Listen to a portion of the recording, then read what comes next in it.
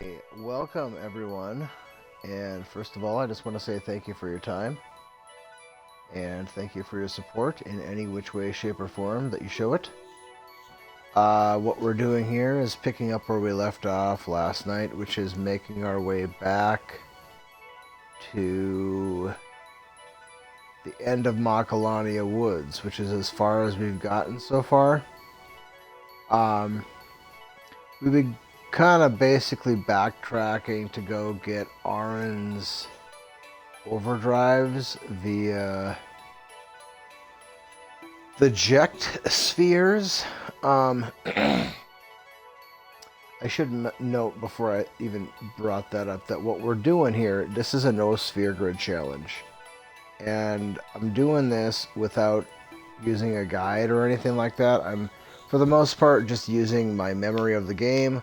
Although I did decide after some time that I was just going to, when I got to a new area, or before I reached a new area, I would go and look to find out what monsters were worth my time, because I just figured the trial and error of finding out what monsters drop what monsters you can steal what from, was something that just was not necessary, when all I'm really doing is just speeding up the process a little bit by targeting specific monsters for steals.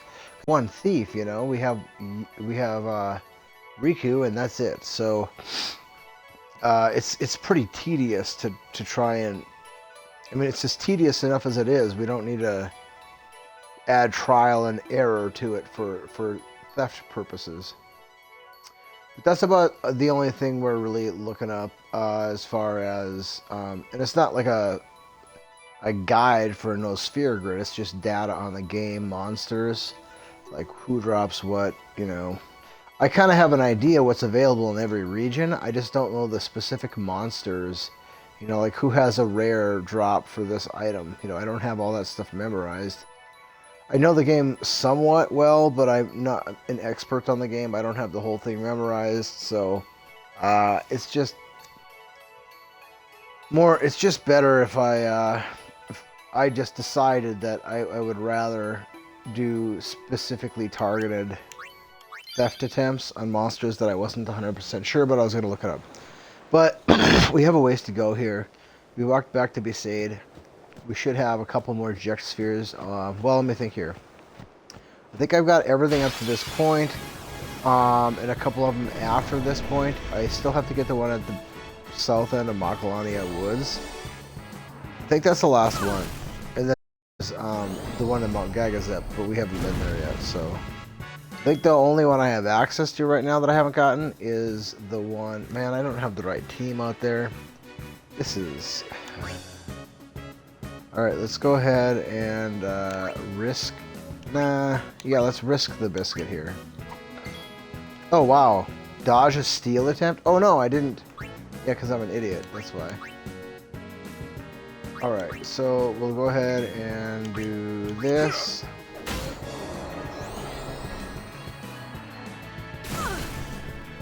Yeah, what a bunch of shit, dude. This is what happens when you don't pay attention and you forget that things aren't the way you think they're supposed to be, and you haven't adjusted from the last save, and then now we're in a bad spot. So I'm just gonna go ahead and try and steal from this guy again. Or wait, no wait, did I not steal? Did I do an attack? See, I don't even think about Riku. She's always got steals. So since we're doing a new load, everything's been reset. You know what I'm trying to get at here? So,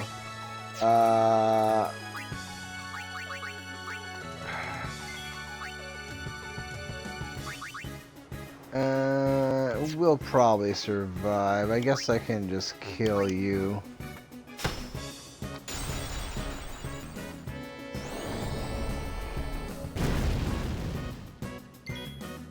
Yeah, so we weren't stealing. That's the problem. And then now we'll just go ahead and bring you in. And finish you off with the summon. Normally I wouldn't have really had to do that. The reason Lulu was in the fight was just to kill that guy. But I wasn't paying attention, Iron wasn't in there, I was hitting attack instead of steel with Riku.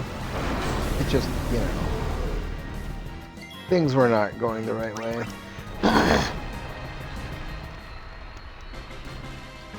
It's really quite critical that you have the right people in battle at the end of every fight, so it's pretty standard to go in here after a battle and reform the party line and heal with Yuna.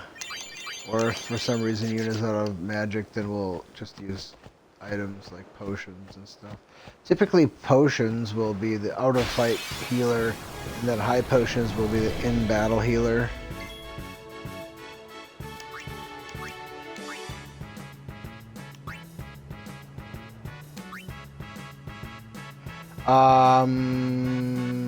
Yeah, that's fine. They tried to screw me there. It didn't work, but he tried.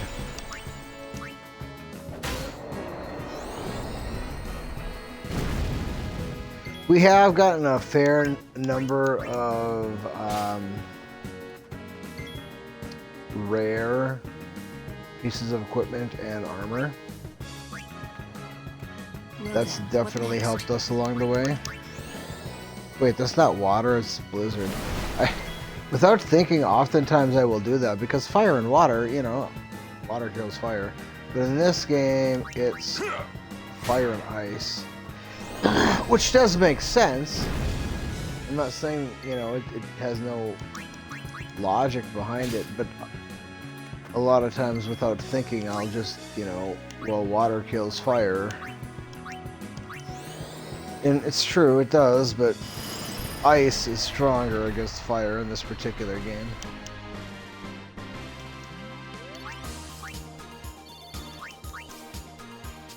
I mean, that is less logical, you know.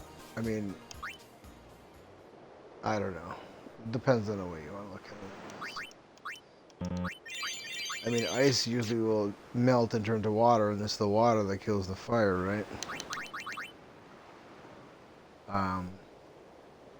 Cold in and of itself won't generally put a fire out so long as there's fuel.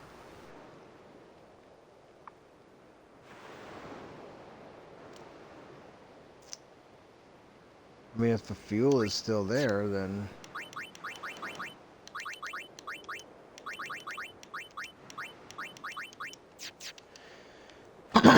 then the fire will continue to burn.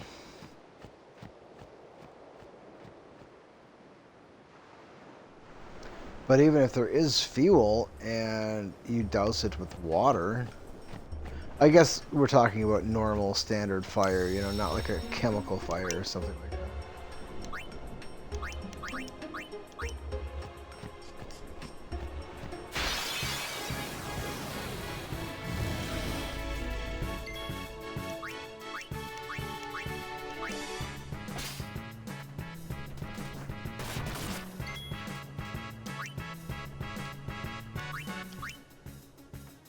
This is probably the most dangerous formation on this road here, in this section of map. This is a highly dangerous formation. If they get to go first, they can wipe the party out pretty easily if the right things happen. If the strong one, like say for example, the strong one attacks Riku, Riku's dead. Or maybe even Waka. But then let's say that the lizard petrifies Auron, and then the mushroom casts sleep on Waka. Then at that point, you know, Waka is going to be asleep, and they get a full round of attack just to hit him by himself. That's it. He's going to be done. He's not going to survive that. So if they get to go first, you know, there is a real possibility that we don't even get to enter a command. We're done. Now, that doesn't usually happen. You know, that's pretty rare for all of those stars to line up just perfectly and then we get screwed hard like that. But it can definitely happen. I've lost a death run to this formation before. Pissed me off real bad too. Real bad. See, they tried to screw us there. If he attacks Waka, he's got stone proof, so we're not too worried about it. But if he attacks Aaron, you know, Aaron turns to stone probably there. And even if he doesn't put him to sleep, now if this were a situation where Riku had been knocked out, Aaron had been turned to stone, and Waka was basically half dead, Waka gets one move here, you know, and they're gonna get to go 3 times in a row after that. So does Waka kill the hard hitter? Probably. That's probably the safest bet because he'll survive the petrify attack and he might survive the fire attack. If we use the Phoenix down there, then we have somebody that's brought back that's not that strong that'll probably die in 1 hit. Especially if the strong guy attacks him. So it's strong. If you bring him back with Phoenix down, the strong guy kills the guy you just brought back with the Phoenix down. Then you still have the other 2 characters to attack the one remaining character, and we're probably dead. So it's an issue.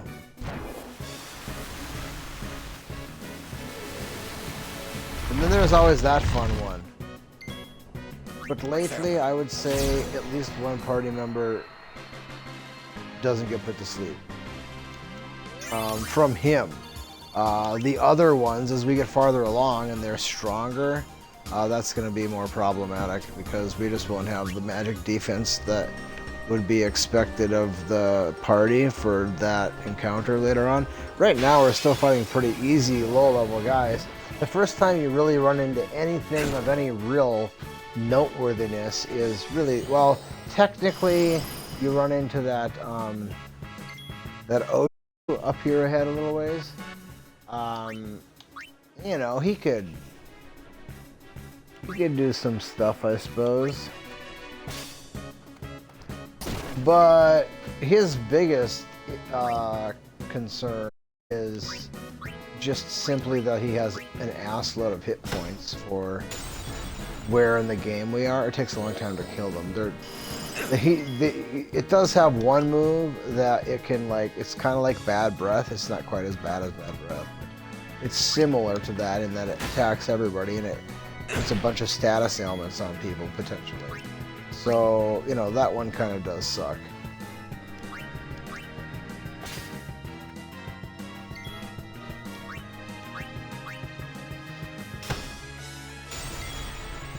Farewell.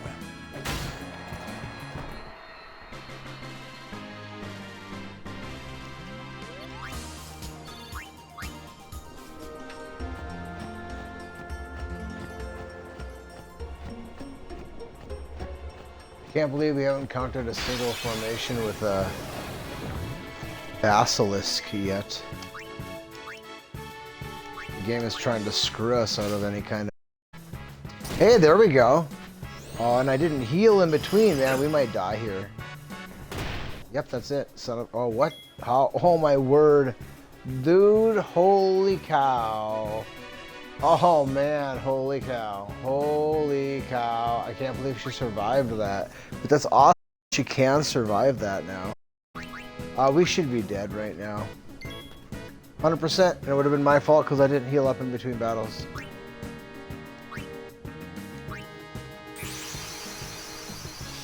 The only reason we survived there is we got a super awesome drop from a monster. It's a 3-slot piece of armor. One of the slots is hit points 10%, which is huge for her because she's got super low hit points. But it also has SOS Regan. So when she got hit there, she did have enough hit points to sustain the hit. But beyond that, it kicked Regan in. So Man, we got super lucky there. We should have been dead, but we didn't die. We got lucky, so... You know, got lucky. Now, if I had healed my party up in between battle...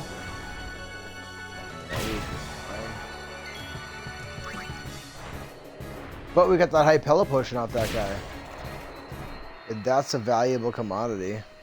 And a tough find this early on. We probably got less than a dozen of those.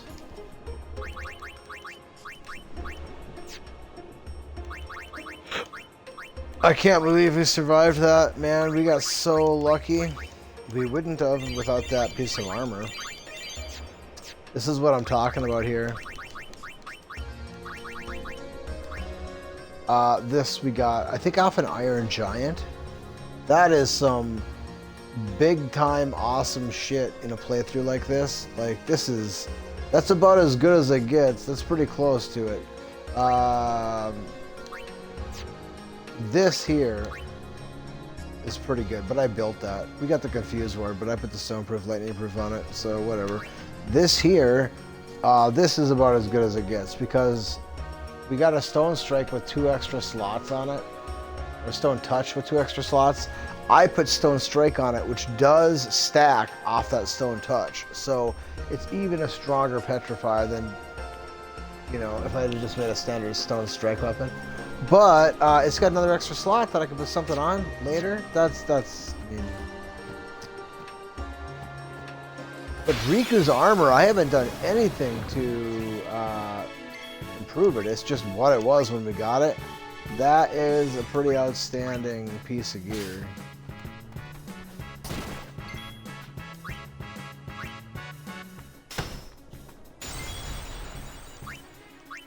That's top notch. I mean, in a regular playthrough, that would be something that would just, well, the hit point plus 10%. I might have thrown that on here, but in a typical playthrough, that would have just been sold as garbage. I did have some SOS stuff that I had earned before, and I'm pretty confident that I sold it off because I wasn't thinking clearly. I think I had an SOS haste, which isn't probably as good as it sounds because... Oh, SOS haste, yeah. So your character, it is good because as soon as your character got dropped down to yellow hit points, haste would kick in. But as soon as you're no longer yellow hit points, you know, you lose your haste. So you have to stay down there in order to continue receiving your haste, which... No time to waste. Let's go. I don't know. I really wish I hadn't sold the SOS stuff that I had because I wasn't thinking clearly. That was very, very, very foolish of me. But whatever. You can't redo the past. Is this going to be the Basilisk? I'd be shocked if we get out of here without one single Basilisk encounter. That would really surprise me. So again, she would be dead right now if it weren't for that piece of armor because Regan kicked in as soon as she was hit. And one interesting fact, being blind does not affect the steal command for some reason. Again, she'd be dead, but Regan is still going, so, or not anymore, but it did click on once. So that has been like convenience factor because normally she's just dead right away, and she's dead unless I want to dump a bunch of Phoenix Downs into her. And if it's a fight where we want to steal stuff, then obviously I have to, because I don't have any other way. So, it's been quite the boon, that piece of armor, I tell you what.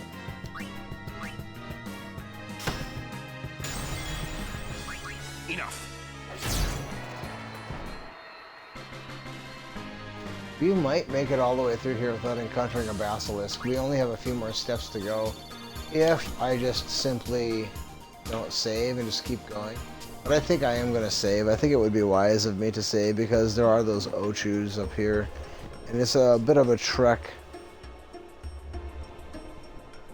We would have made it though. We would have made it to the transition if I hadn't gone over here. So we would have avoided a Basilisk, which we don't really want to do because we can steal Petrify Grenade from them.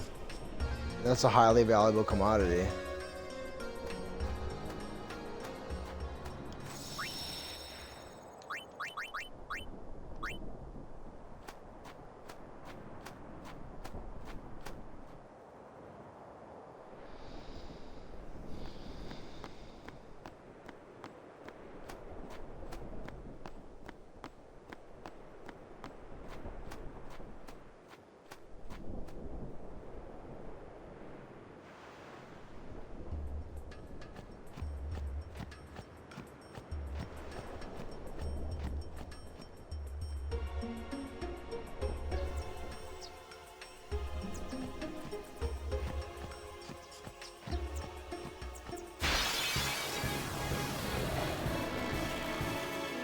Well, we did not encounter a basilisk. That really is surprising to me, and I kind of want to go back there and farm their ass. But we do have the ability to make one...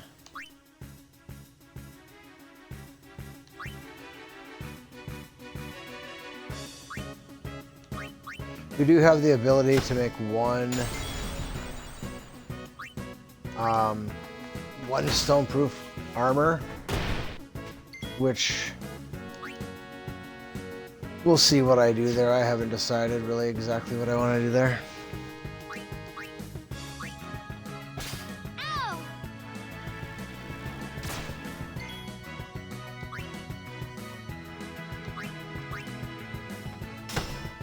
Waka's the only one that has stoneproof at this point. Enough. It's not something we need to be terribly concerned about until we get... Hold on a second, I gotta grab an ice pack. It's not something we need to be terribly concerned about until we get... Oh... I don't know. I'd have to think about it. I honestly don't remember where petrify starts to become a serious problem. I mean, the Calm Lands would have a few petrify guys out there.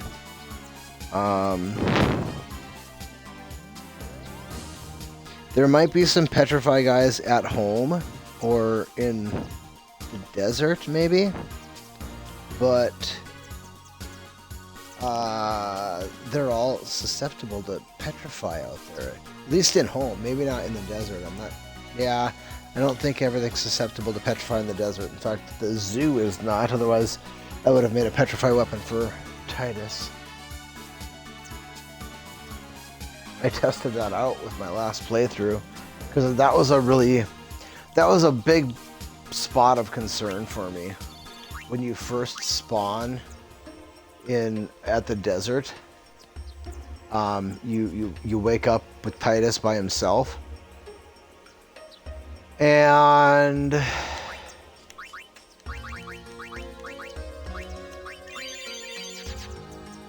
have to fight this gigantic bird. And that bird, I mean, as the battle progresses, Arn and Lulu join the fight. My concern was, getting past the first wave. And so I tested through trial and error,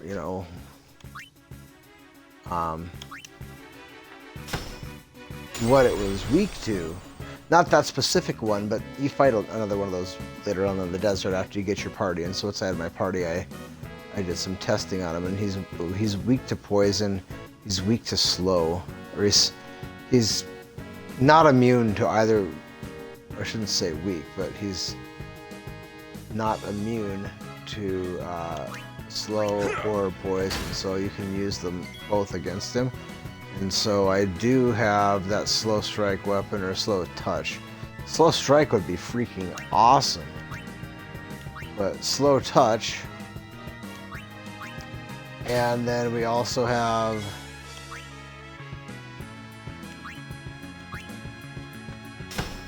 I made a weapon that has poison touch. Enough. It costs 99 antidotes, but whatever. That's how it's done. It's a lot easier to build that than try to build a poison strike. Poison strike is pretty labor intensive at this point. You need a number of poison fangs, and poison fangs are only rare steals from the bees or wasp, whatever, the bee class monster at the various points, and it's quite a few of them. It's not like like if you want to make a lightning proof armor, you need 8 lightning marbles. That's it's a pain in the ass to grind out 8 rare steals sometimes, but 8 is not the worst task in the world. Whereas those poison fangs, I think you need, I don't know what the number is, but 20 something or 30 something, or maybe even like 50 something. I don't know. It's a number that you're not going to want to sit and try and grind that many rare steals from a creature that, you know, maybe, maybe once you got to the monster arena, if you wanted to go capture one of those and go there and just spam that guy until you got your drops, you know, that would be a better way to do it. But still, 50 or like 20, even 25 would suck. Unless you had an ability to get only rare drops, which I think you can get that in this game, but it's like a super late game thing that you don't have access to until you're pretty far into the game. And I don't plan on doing a whole lot of, if any, monster arena stuff. I guess I kind of would like to. I think we got an SOS haste armor from this formation. But the odds that we get another one, I mean, come on.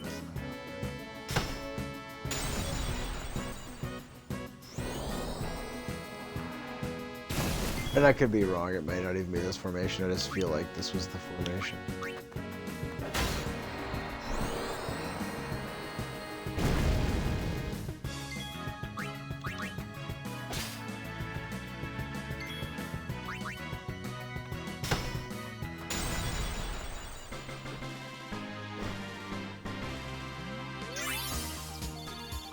We haven't run into an Ochu yet. That's kind of weird, because usually that's all I run into out here. Ochu after Ochu after Ochu after Ochu. Oh, speak of the devil. And this guy, you know, he's not that bad. He's annoying more than anything because he's got an ass load of hit points, but this attack negates the ass load of hit points problem pretty easily, so. You know that you're in an area where it's still pretty early on when Arn is killing flying stuff. Because his accuracy is ass. Which sucks because his strength is good, you know? I mean, his accuracy. I mean, I get why he could be slow, but that doesn't mean his accuracy has to suck so bad.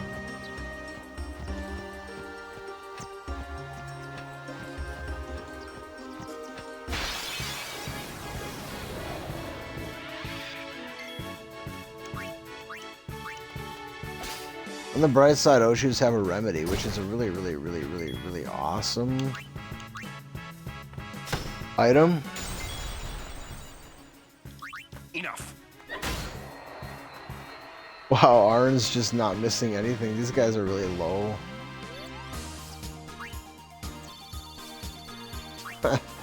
Okay, so is that Poison Strike? Probably not. Even if it was, it would piss me off because she had it. Oh, Poison Touch, but 2 open slots. So that's useful.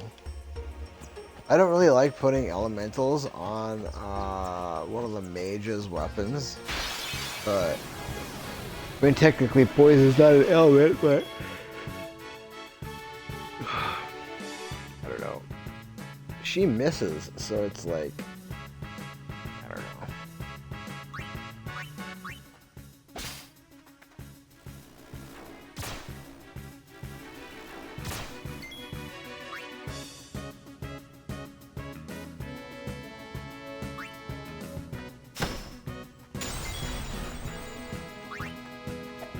Oh, now he misses.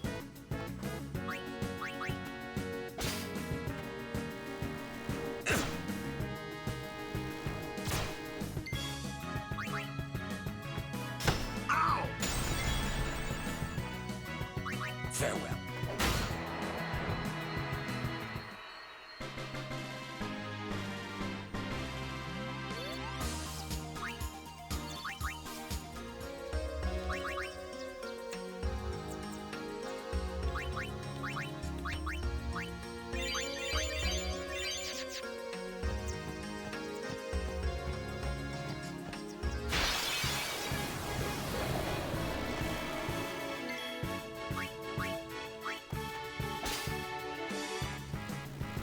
Hey, Hypella Potion. Extremely valuable.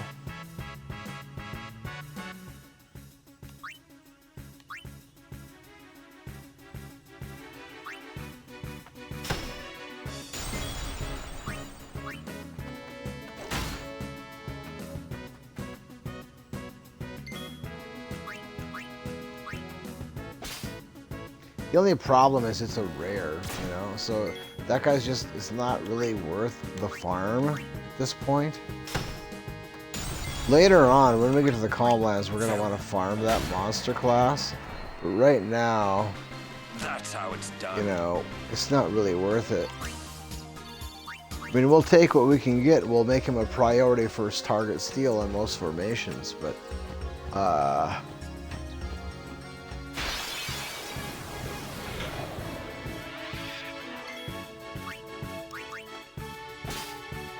we're not going to sit there and do our, you know, like, so the way I look at it is, okay, so your first attempted steal is 100%.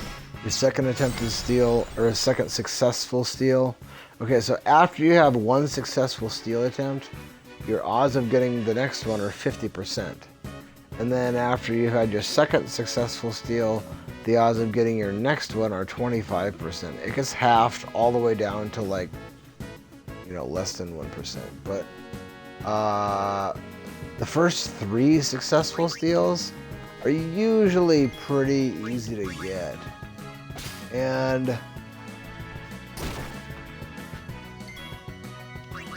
if I'm gonna do like a straight farm of somebody, and you know, they have something I want, I'm gonna steal until I get 3 successful steal attempts.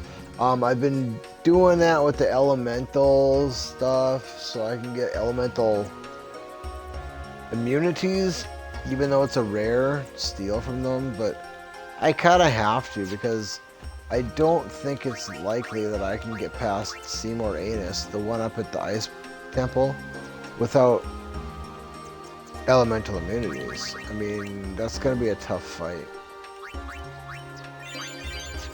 Even with elemental immunities. Because I don't have a hammer yet, you know? I don't have the ability to deal high damage. I just have...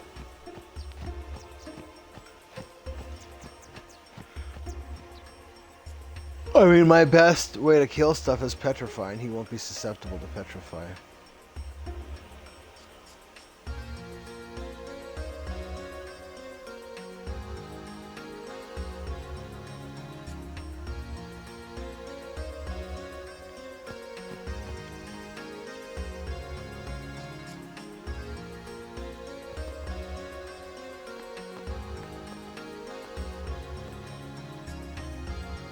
Yeah, I think that's it. Ride the shoe puff? Okay, Adam Sandler, I'll ride this shoe puff. All aboard? He just reminds me of Adam Sandler.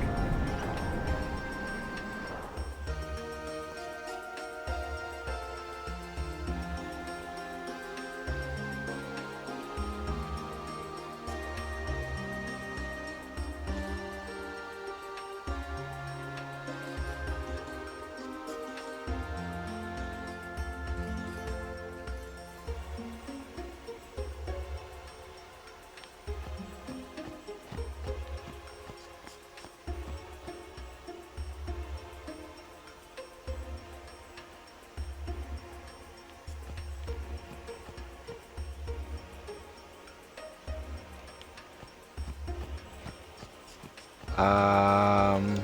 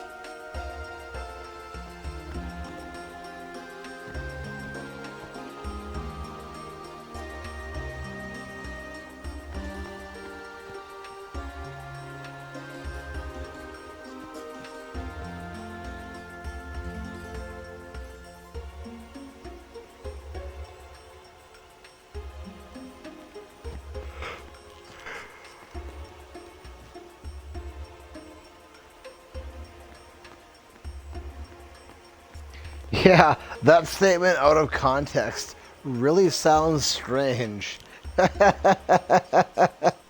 Oh my word, that sounds terrible. And the thing is, you wouldn't know yet. Because you wouldn't know about the far plane and stuff. And well, I guess kinda, but not like they talk about it here in Guado Salam.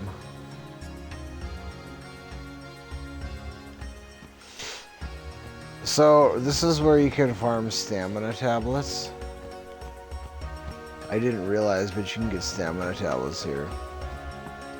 There's a short stretch here where you can fight mobs that contain a chest as an enemy. There's a chance that one of those chests can contain a stamina tablet if you steal from it.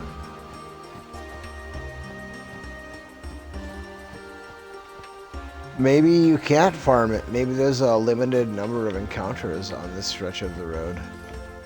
I never thought of that, because I've never done it before, you know? I never, like, farmed this area. I just walked through the one time. Or maybe it's this stretch of road.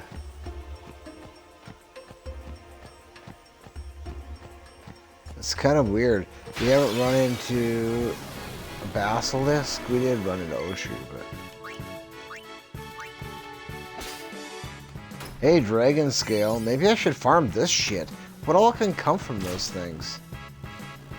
This should be, like, pretty easy. Farm here. These monsters are not difficult to kill. And if I can get level 3 items... I mean, when I saw that stamina tablet in my inventory, I was like, dude, what in the hell? Like, to my knowledge, the only way to get a stamina tablet, at least that I remembered anyway, was a rare steal from Unalesca. So it's like, getting a stamina tablet at this early stage in the game, like, that's huge.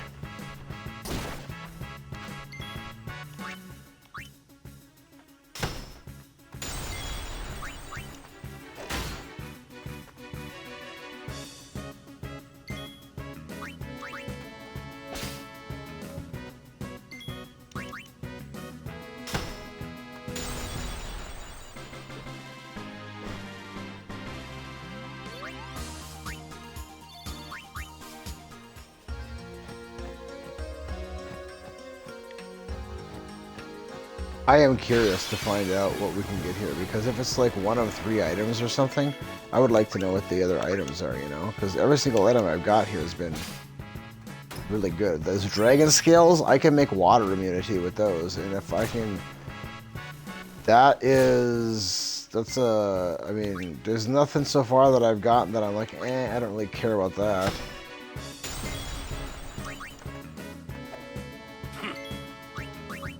And on top of that, you can get Poison Fang from the... Well, I think you can get Poison Fang from him. It's a rare, but... We're getting rare items dropped from a chest that doesn't give us poop. I mean, it would be one thing if it was like, oh, just a regular potion 9 times out of, 20 times out of 21, you get just a random garbage potion, but so far it seems like they have a premium item every time, and that's a big deal. Especially since we've got 3 dragon scales and we've been here for 4 battles, that's monstrously awesome.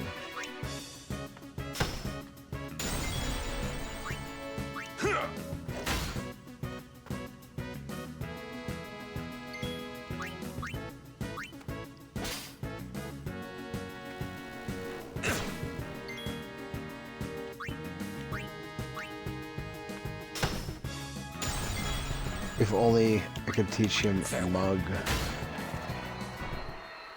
be fantastic.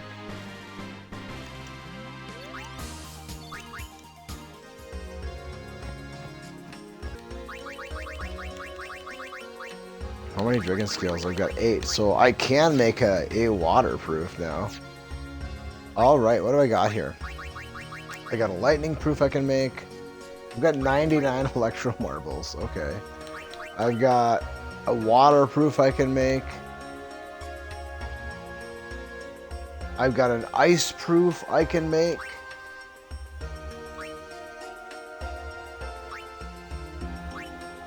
I've got a stone proof I can make.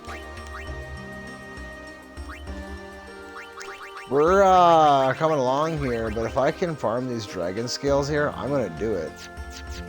I didn't realize how kick ass. Now I gotta look here.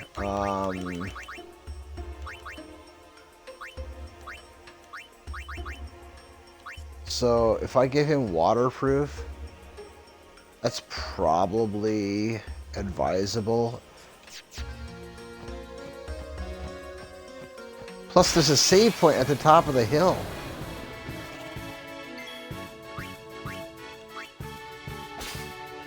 And mega potions are good.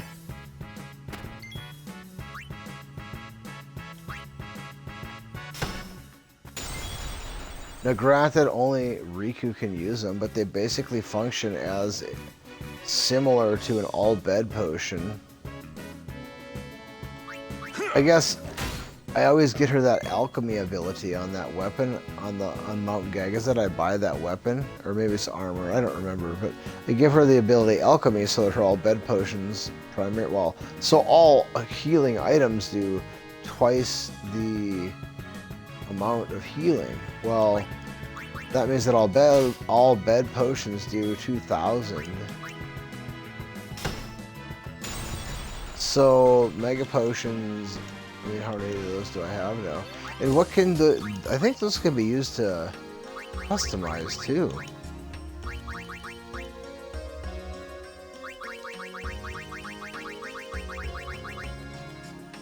Not a weapon.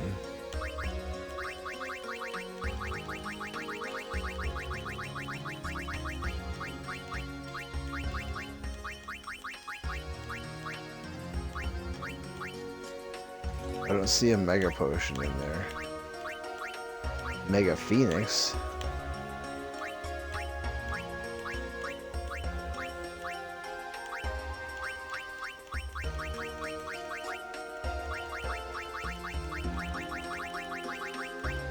It's probably an Aeon thing.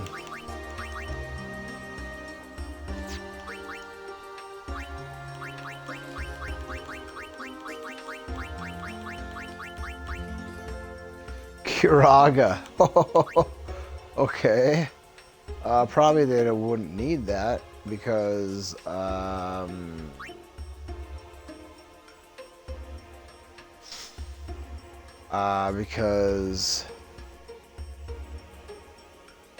we're not going to be strong enough for that. Really? So I can put haste on one of them or give them haste? That would be interesting. I might have to look into that, putting Shell and Protect on an Aeon. This might be the first time I actually build up Bahamut.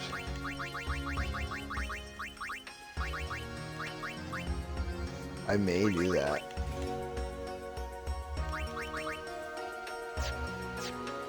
Alright,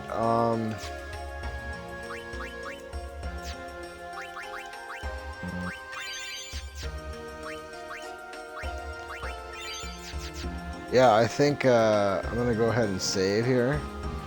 Yeah, I'm gonna go after those dragon scales. I mean, this is, if I can get, that's level 3 magic. Level 3 water magic there. Just hanging out. Waiting for me to pick it up off the ground. And on the times where I don't get the level 3 water magic, I get a mega potion. Or a stamina tablet, is that right? So, I don't think there's any downside here. This is like the best farm I've come across so far.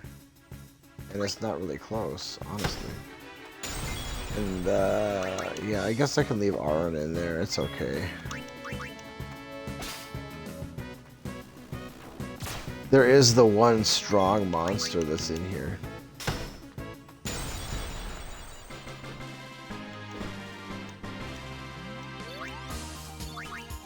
I haven't seen anything other than Dragon Scale or Mega Potion, but I know there's a stamina tablet because I got one. Oh man, that would be lame if there's like a limited number of chests that you can harvest here. Or I guess, I don't know if that would be lame. It would be understandable.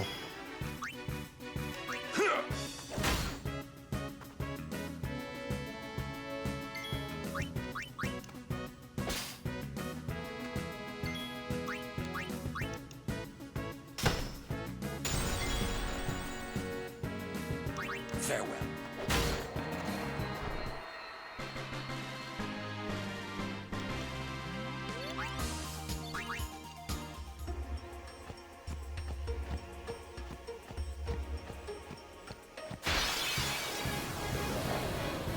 Oh, okay, that's not it then.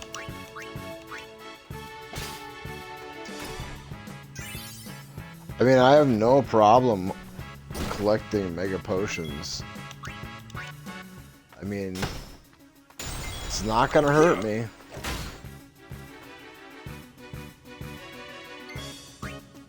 I don't think anyway. I don't see any downside to this. It's a lot easier. I mean, when I got here, what did I have? Like, very, very, very few dragon scales. I think I found 2 of them in a chest one time. And then the only reason I have any more than those 2 is because I went back to Besaid to get... Actually, I went back there twice because the first time it wasn't there yet because I'm an idiot. But there's a flan, a water flan there, that a rare steal from it is a dragon scale. So I did acquire maybe 3 or 4 dragon scales that way. Otherwise, I would have less than half a dozen.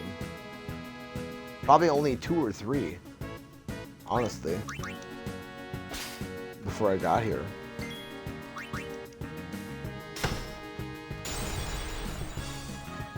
And now I have at least enough to make 1 waterproof. I gotta get up here and take a aspirin or something. I have this headache. It's not bad, but you know how headaches are. If you don't nip them in the bud, they can mushroom out into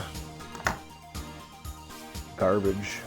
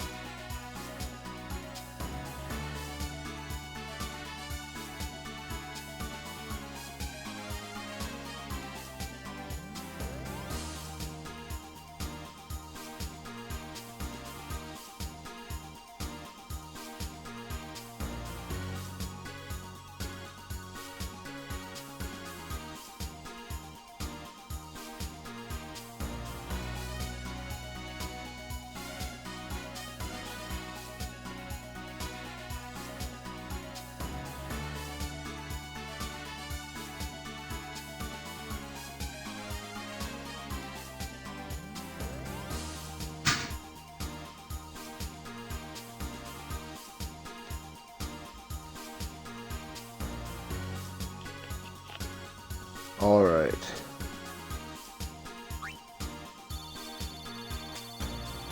I'm just trying to think, you know.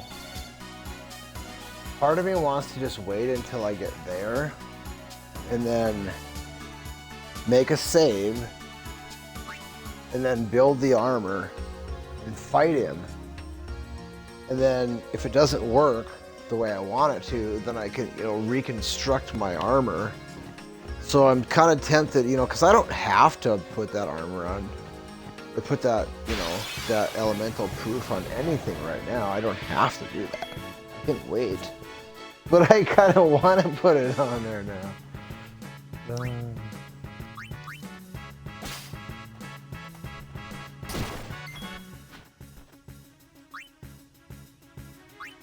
I also would kind of like to, honestly, to make a stone strike weapon for Titus.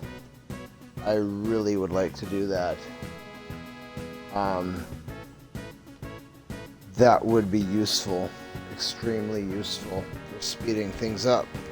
But at the same time, that's a pretty labor-intensive endeavor because I only have the one person capable of stealing. So it's round after round after round after round after round trying to steal, whereas normally in a normal game, you know, I would have 3 people capable of stealing stuff for me relatively early on.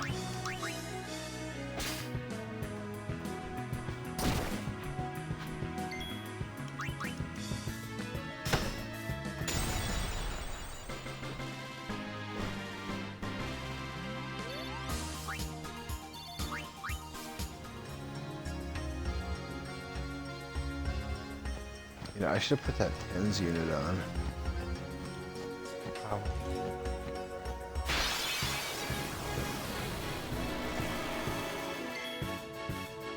You know, I think I'm gonna do that. Excuse me for just another minute.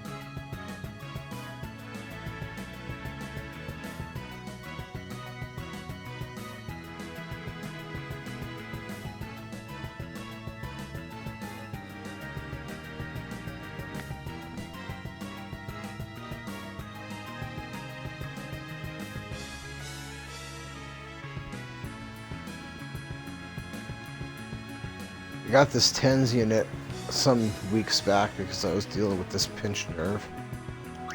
And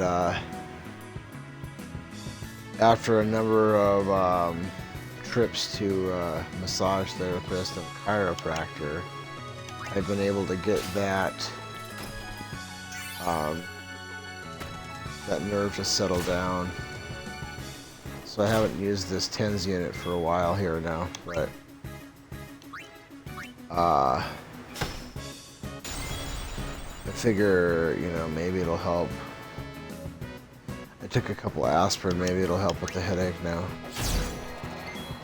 I just kind of get those back of my neck, just kind of loosen up a little bit. I don't know if it was a heat-related thing or... I mean, I've been trying to drink a lot of water the last couple days. It's been so hot here. Actually, it hasn't been that hot. It's just been really humid, so it feels a lot hotter than it is, but it has been hot. And I went out and mowed the front yard this morning. Well, it wasn't really morning. It was like late morning, early afternoon. I suppose early afternoon when I went out there.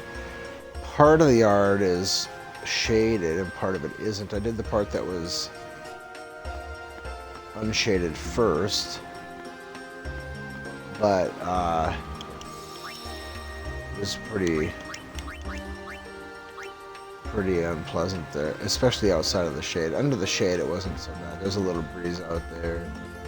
It wasn't so bad, but I'm one of those weirdo people that when I'm working outside, especially when it's hot out like this, I'm covered head to toe, right? Long sleeve shirt, long sleeve pants, sun hat on. This is something I picked up when I was working for DirecTV.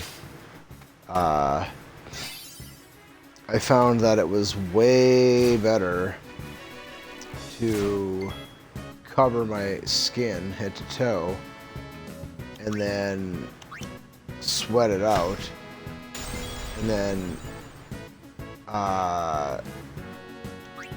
Farewell. so then the clothing kind of absorbs the sweat, which then That's helps how it's cool done. you off better.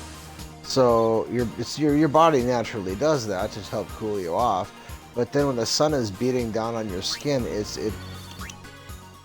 you're basically cooking yourself, man. I mean, yeah, you know, you've got, you know, sweat, which is salt and oils come in water coming out of your skin. But that's like, you know, what you do when you're basting a turkey in the oven, you know? So you're kind of cooking yourself out there. But if you cover your body up with cloth, you still sweat, and then that sweat leaches into the clothing, and then it still evaporates, which helps cool you off. Only you're not, you know, the sun isn't cooking you. So I found that to be much, much, much better method of I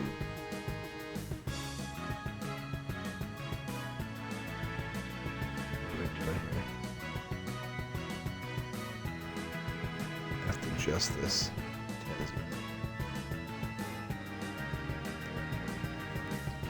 So anyway, I found that to be much better, but people look at you weird. And honestly, my shirt was all black, so that's definitely not the ideal color. It would have been better if it was like a light color rather than just all black, because black does absorb the heat, so that was not ideal. Like a tan color, a light tan color, like a sand color, probably would have been better, but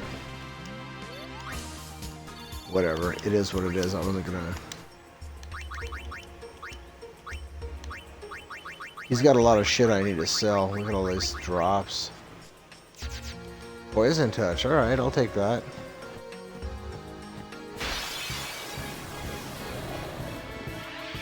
No problem. Now our rate of chests and our rate of dragon scale acquisition has gone way down here, so I might have to reevaluate this farm. Maybe I was just really lucky there and I was getting like super high farm rates.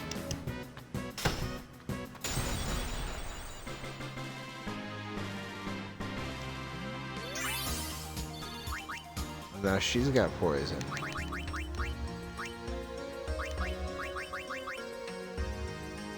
Hey, that's good. Poison touch and strength 0.5. The only problem is she never attacks. I don't ever use her for attacking, ever, just for stealing. So all the best that I can see happening is she gets confused and starts poisoning her own party. Not one stamina tablet. Boy, I was really lucky to get that stamina tablet as it appears. It's probably like a 1% shot to get that thing.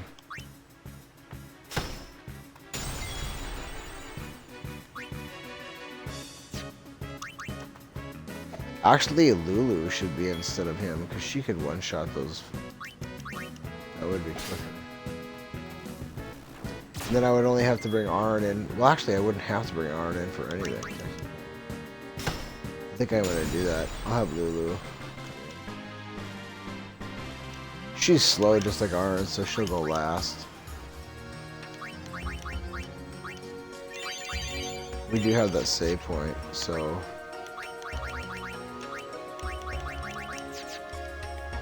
I think that's a little better formation for what we're trying to do here.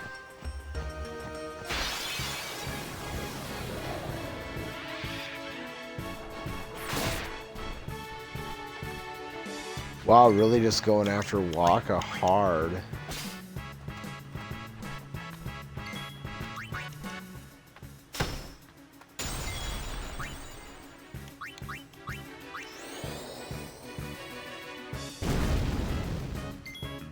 Oh, she doesn't one-shot him.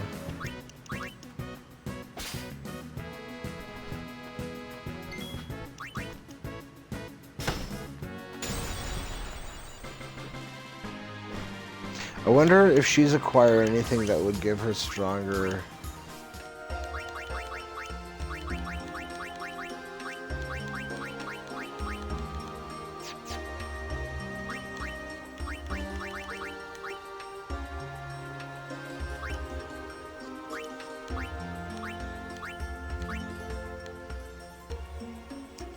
Nothing that would increase her magic potency.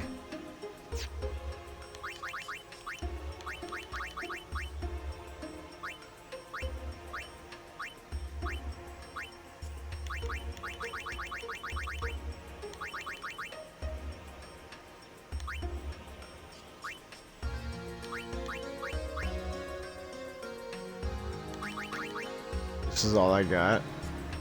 Magic +3.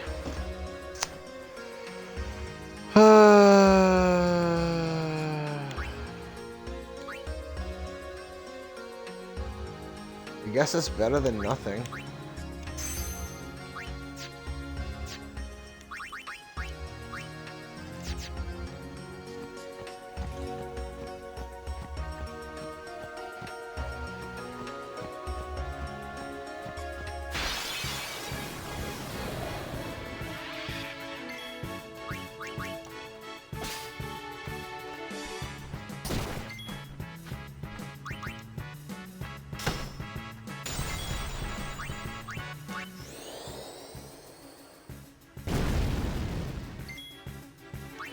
Still not enough to kill him.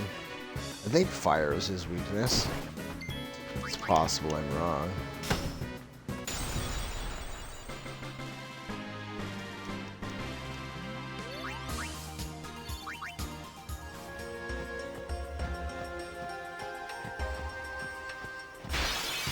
Maybe I should go through and sell off all my shit when we get to Guado Salon.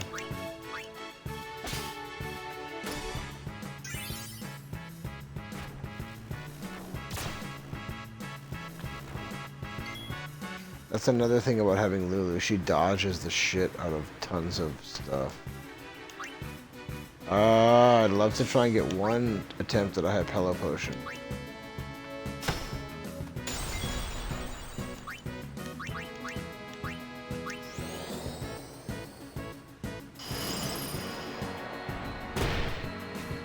Oh, I guess we're not gonna get that. I need more training. You do.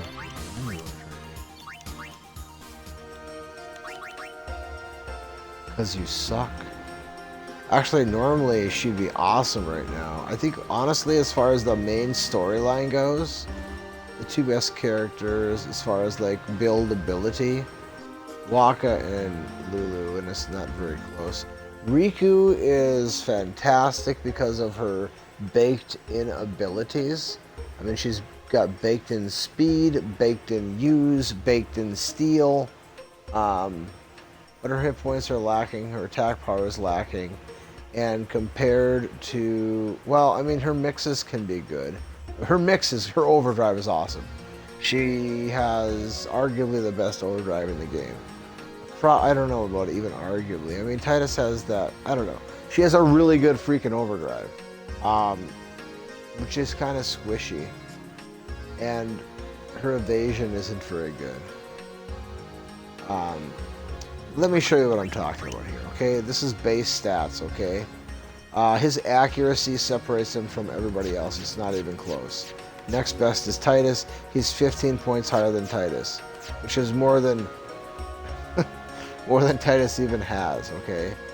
And everybody else is garbage, right? So his accuracy separates him in a large way from anybody else, okay? So that accuracy, especially when you have Petrify added to him, I mean, that covers a whole plethora of evils there, okay? Now, his strength, you can build him, you know, based on how you build him, but we're talking base numbers here that will separate players from everybody else, okay? Luck, he has the highest luck of anybody. And his accuracy is mountains higher than everybody else, okay? So those two things separate him hugely. Riku, her agility, which is her speed, separates her from everybody, right? Titus is that nice little middle of the ground guy, except for his magic isn't very good. But Titus is very well-rounded in the stats that matter. But her agility separates her from everybody else. Nobody else has any agility even close to it except for Titus. I guess Yuna has 10 agility too, but Yuna sucks ass for the most part. I mean, we'll get to Yuna in a minute, but luck and accuracy, strictly agility, basically, with her. On paper, she looks like she might not be trash at magic, but she's not good. Outside of her use command, I mean, you look at her magic is the same as Waka, and Waka is not a mage, okay? So it's her agility that separates her from everybody else, in large part, and it's not even close, right? Now here is the big one right here. She's so stacked. I mean, she is stacked. Her evasion is second to none, and it's not even close. The second closest, which beyond that, it's a miles. Okay, so she's got 40 evasion, 5, 10, 5, 30 is actually fairly close, but still a long ways away. A long ways off. 5. She dodges almost everything, especially once you start building an evasion even higher. I mean, it's not even close. She just dominates when it comes to evasion. Now, her agility, that is probably her single weakest point, because she is slow. But if you look at Aaron is slow. Titus is relatively quick. Kamari is slow. Yuna is relatively quick. Waka, I mean, he's trying to not suck, but he's really not that fast. I mean, that's the one fast person. And honestly, so compared to everybody else, she's not that much far off from everybody else, right? There's the two people in the middle of the pack in Yuna and Titus, but everybody else is pretty slow, including her.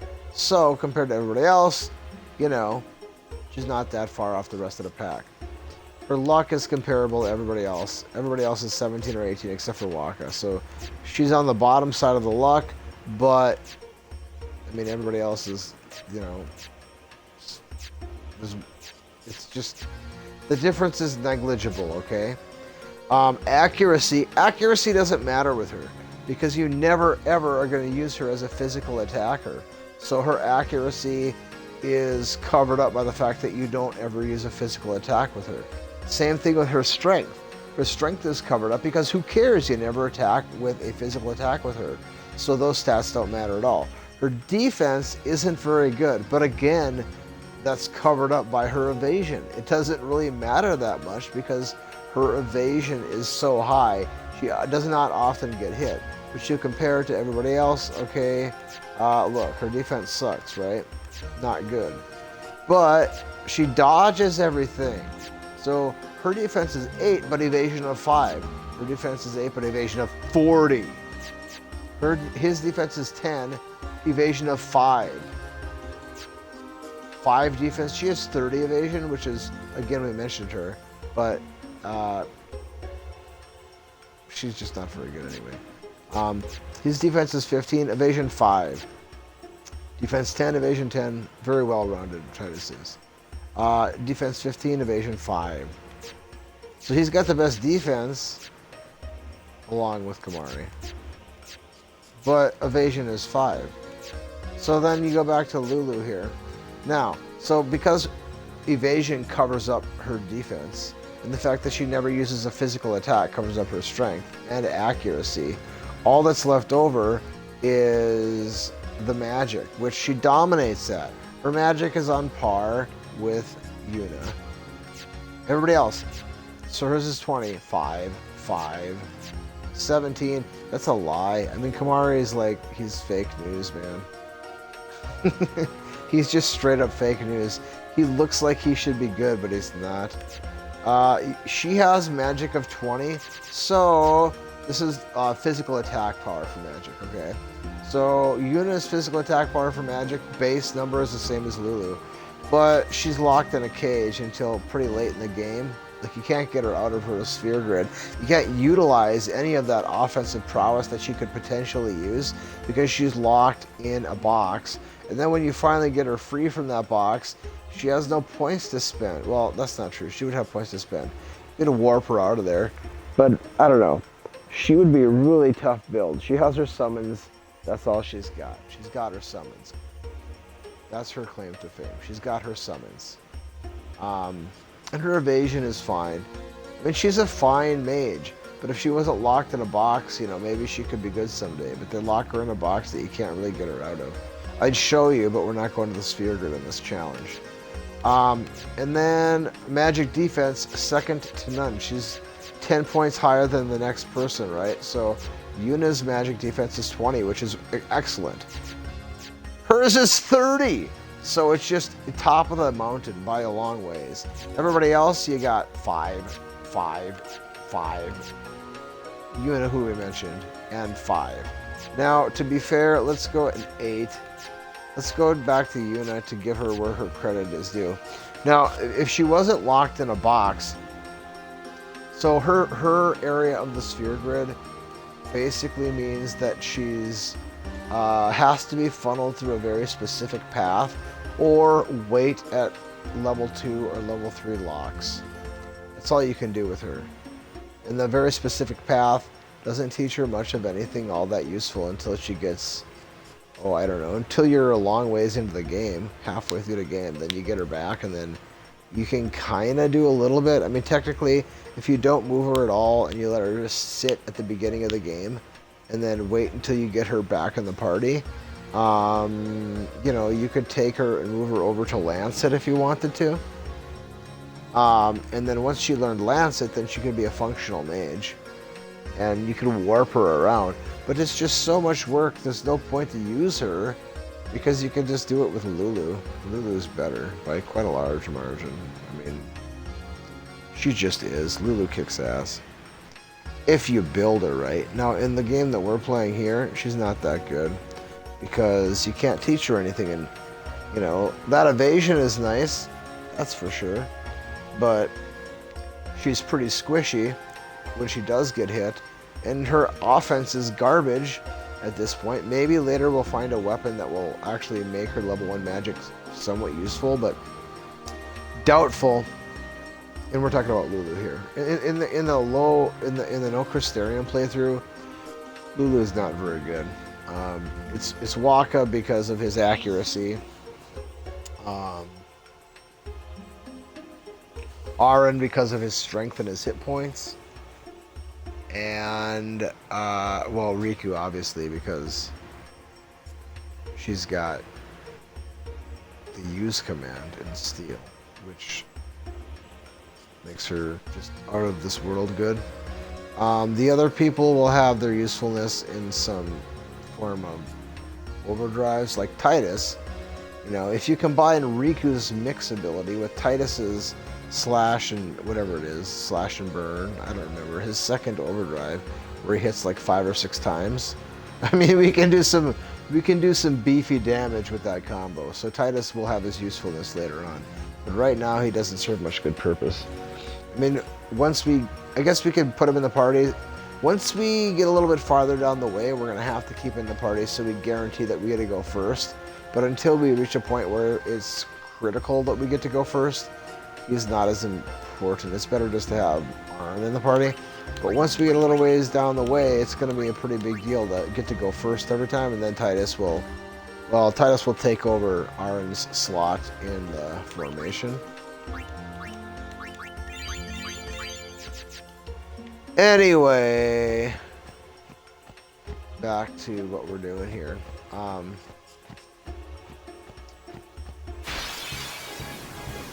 Let's check the inventory real quick after this. I want to find out how many dragon scales I have. I'd like to be able to make 2 waterproof armors, if I could,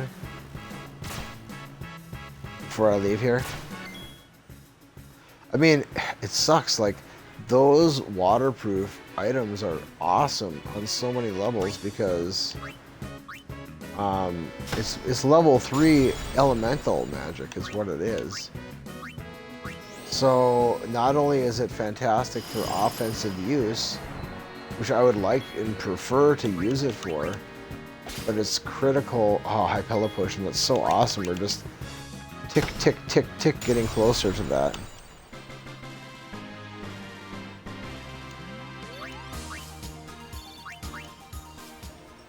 What do we got here?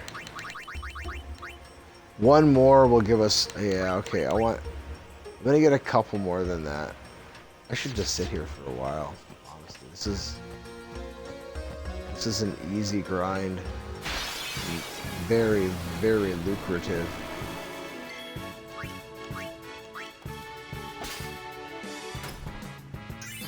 Now watch, they just won't give me that.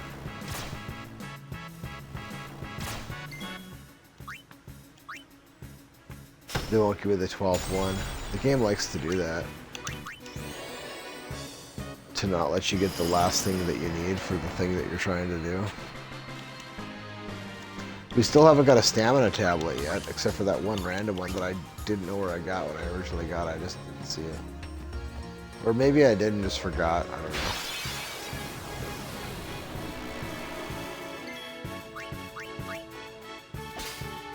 Alright, that's 2. The thing is, though, I would like to be able to have some left over for offense purposes.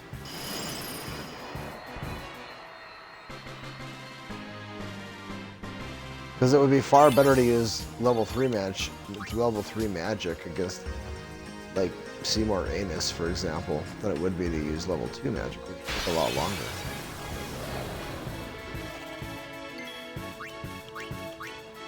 And this seems to be the easiest way to come by level 2 magic at this point.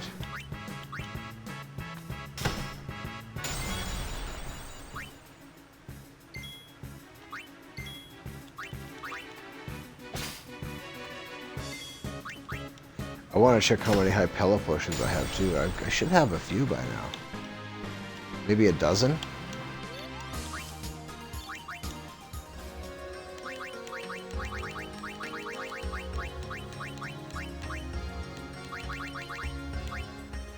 Five. 5 Hypella Potions, 4 Musk. Yeah. And I think it's like 32 Hypella Potions. Or maybe 48. I don't remember. It's a lot. To make a confuse proof. It's expensive.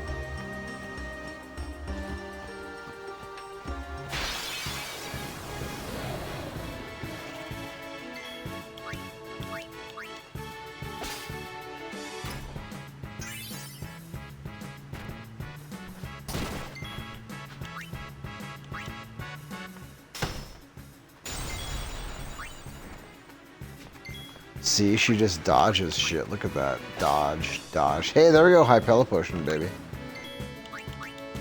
That separates Lulu so much from other people is that she just dodges. Dodge, dodge, dodge, dodge.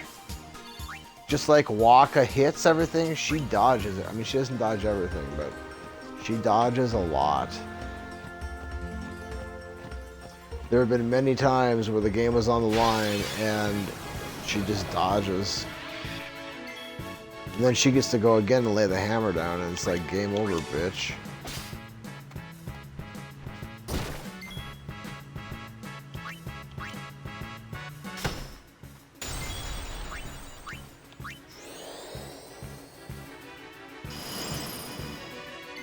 Well, it's definitely not ice.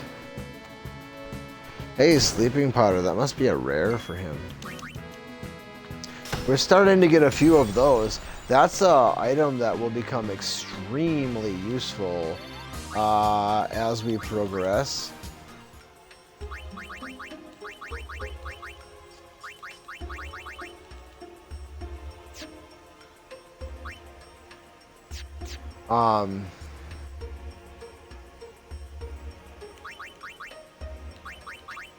We do have a sleep strike weapon with Arn, but it's only for one character, and Arn likes to miss. With the sleeping powder, we've only got 6. Oh, it's 19 silence grenades that we have.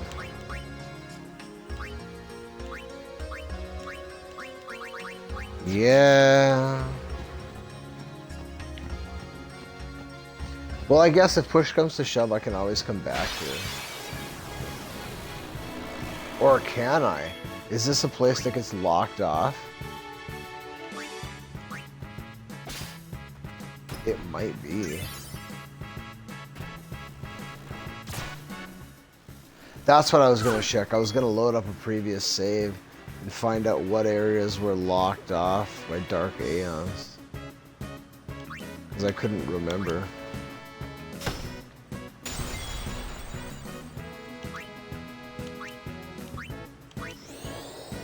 So, I guess if you can... Ooh, yeah, but the problem with Lulu, when she does get hit, it hurts. It hurts a lot.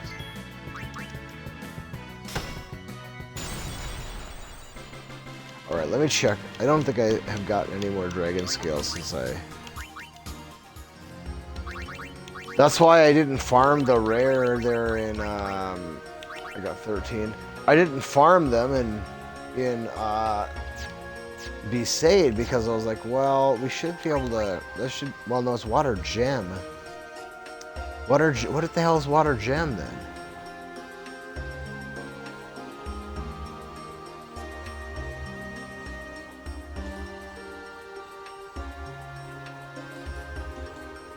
What's a water gem versus, what do we have, any gems yet? Marbles, scales, fragments, wind. We don't have any gems. Fire gem, water gem, ice gem. Maybe the gems are only, I don't know, there's water gems. I know that. I don't know, I'm confused.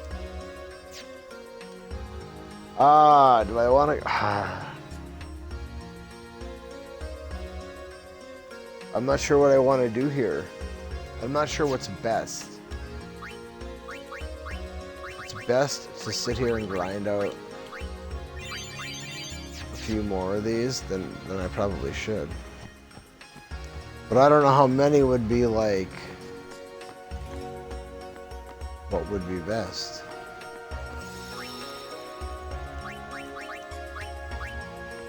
Like, for the most part, I'm gonna have,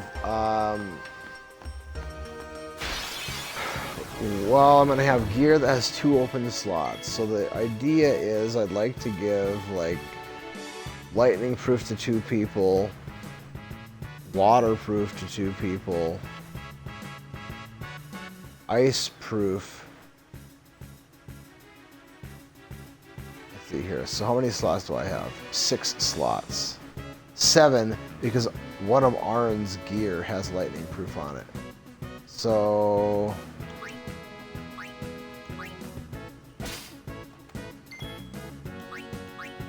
So 7 slots.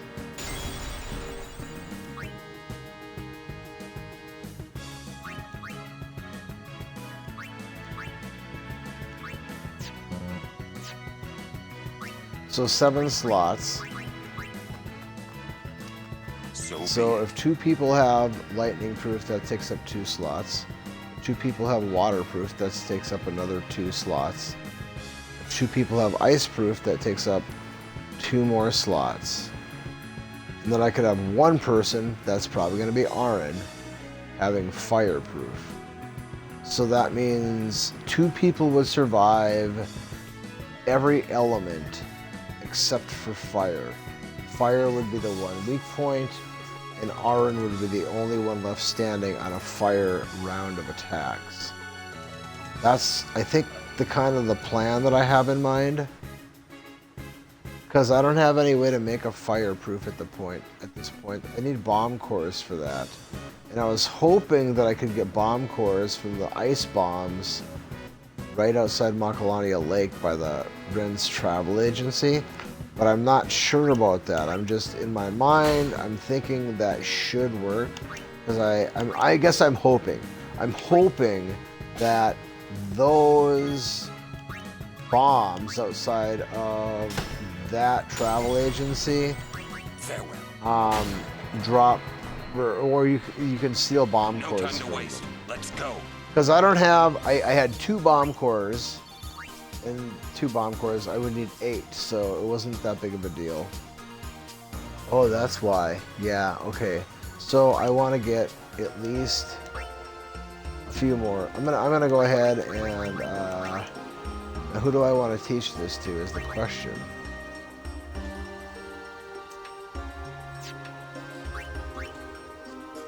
$52, $55, $53.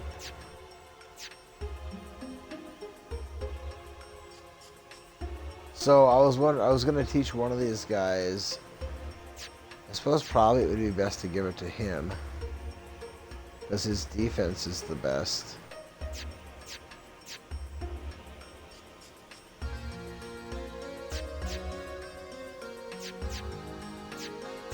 Or give it to him because his evasion is the best?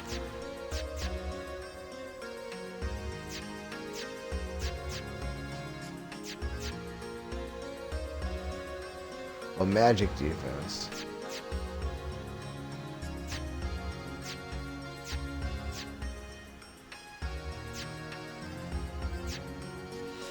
I just don't know. I wanted to give one of these guys water too. Probably him. I'll just give it to him.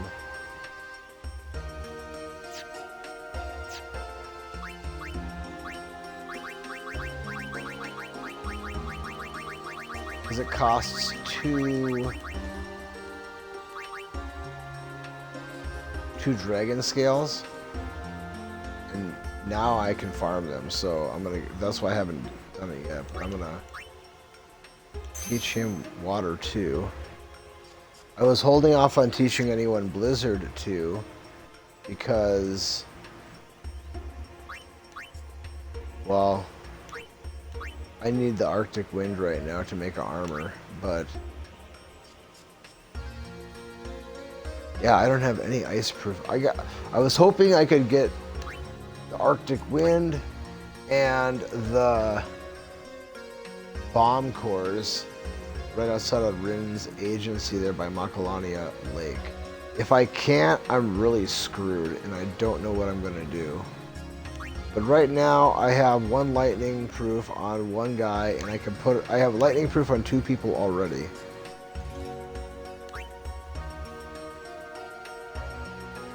I don't know. We'll see we'll see.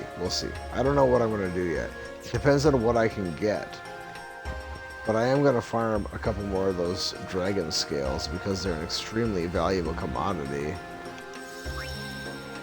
And this is an easy grind. But now I at least have Fire 2, Lightning 2, and Water 2 available from an Aeon. And as soon as I kill Seymour Anus, I'll have Ice 2. So...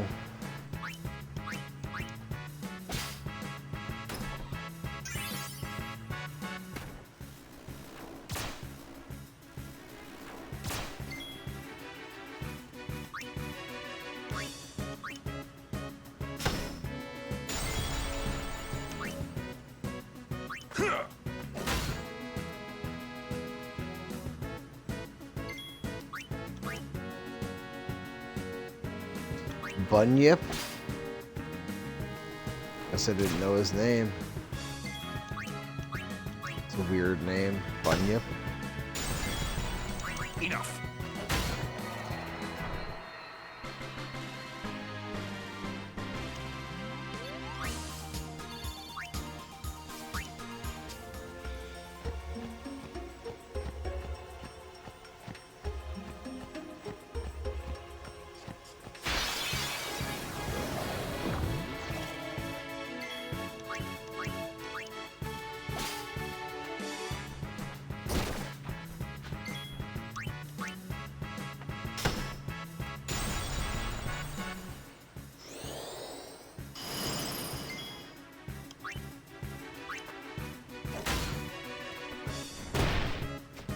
Well, isn't that special?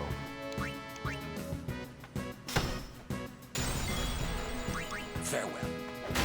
He survived the sleep strike and then proceeded to destroy Riku.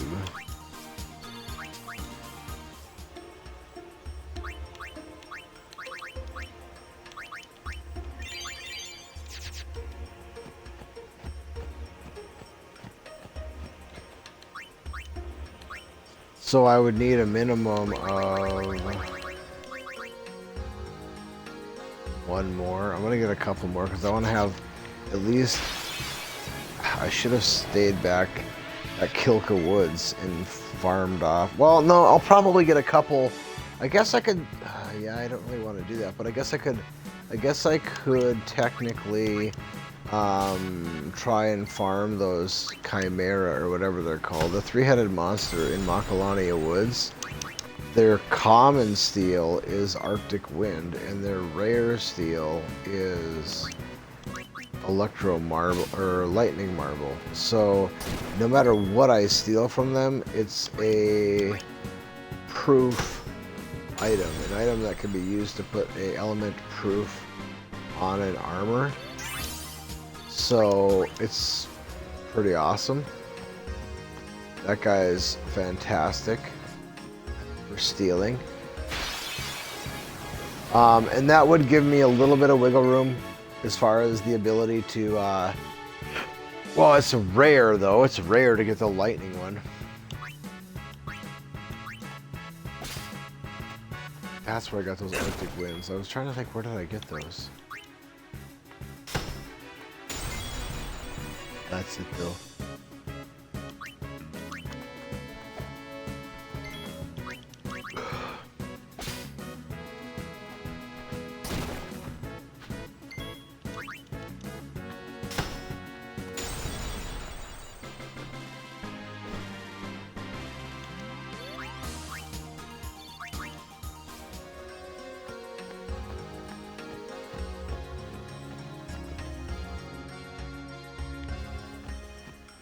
All right. I'm going to. Well, as soon as I get a couple more of these dragon scales. Apparently, that seems to be all. Well, I guess maybe not because we haven't got a stamina tablet yet, and I know that's a possible drop from these guys. So I guess there might be other possible drops that I haven't seen.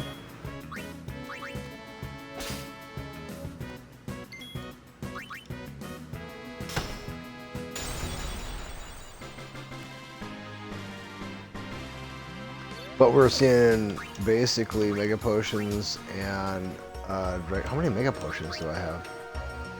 22, that's pretty good.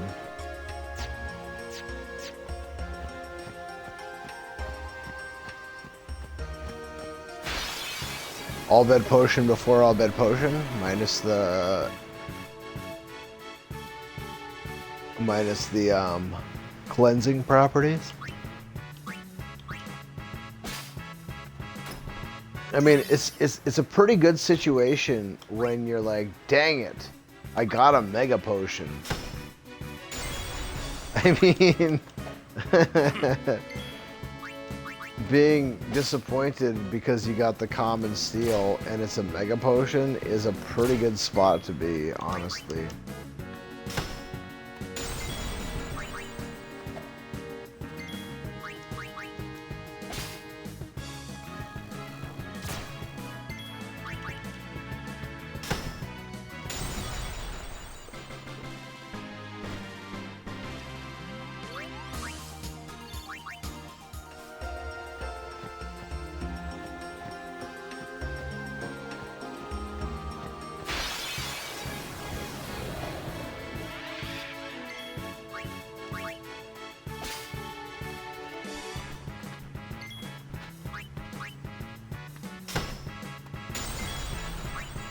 Farewell.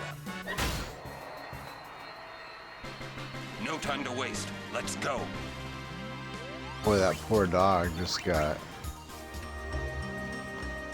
a bad thing happen to him. Alright, so I've got enough to make 2 sets of armor with waterproof, but I'd like to have a little bit of wiggle room so that I could use, you know, at least a couple of times use that attack in battle.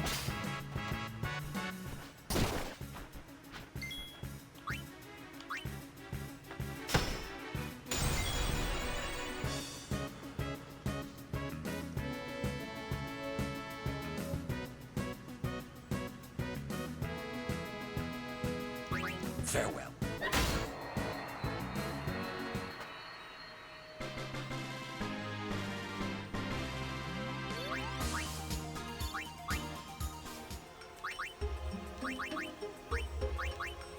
Look at all these weapons he's got.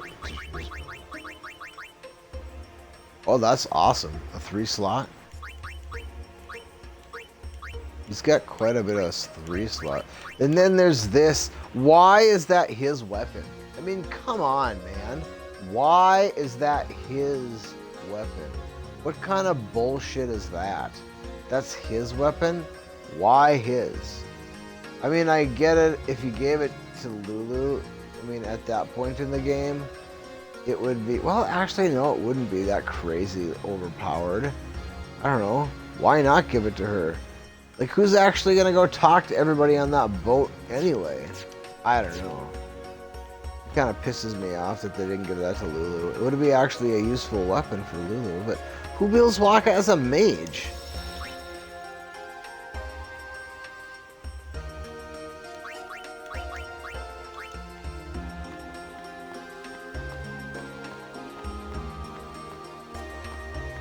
Alright, I guess 2 or 3 more, and then I'll...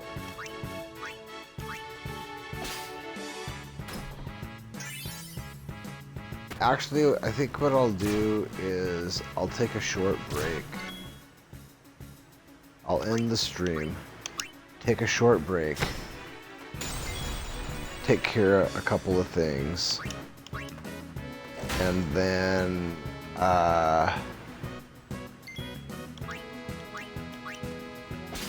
I'll come back on here and start working on this again. Because after this, we're not really going to farm those Thunder Plains, I don't think.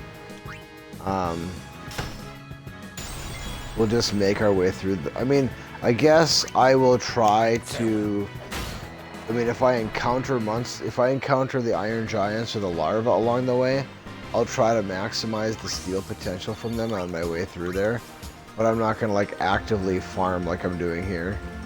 I'm just gonna, if I run into them, I'll do the best I can to squeeze, you know, the most value out of the encounter. But I'm not gonna just sit here and spam encounters to try and farm a particular item.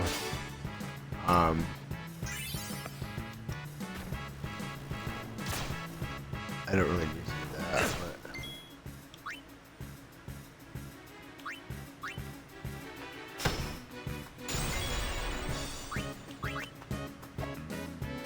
Man, what am I doing? That was dumb.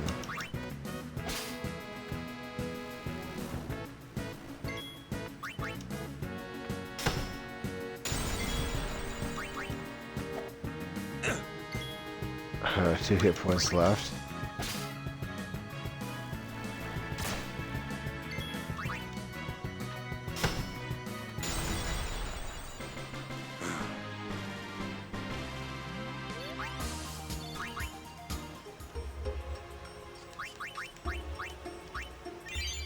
Which, at the current rate, could be forever. When I first got here, I was getting like dragon scales. Like, what did I get? 3 out of my first 4 encounters. Like, I was like, hey, this is gonna be, I'm gonna be able to get a whole ass load of these things, and then it slowed down a little bit. I was like, okay, I guess it isn't that good.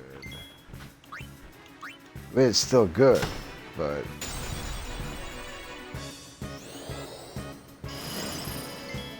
you still can run into other formations that don't carry a chest. There's a lot of stuff that could be done more to my liking, but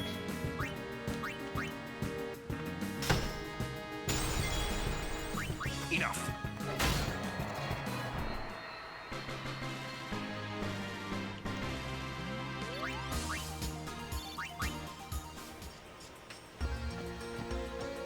I would just like to get a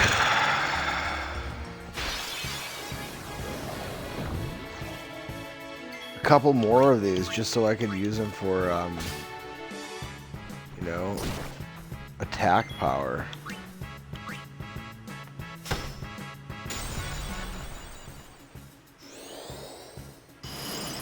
Because I feel like we're gonna probably need them against Anima.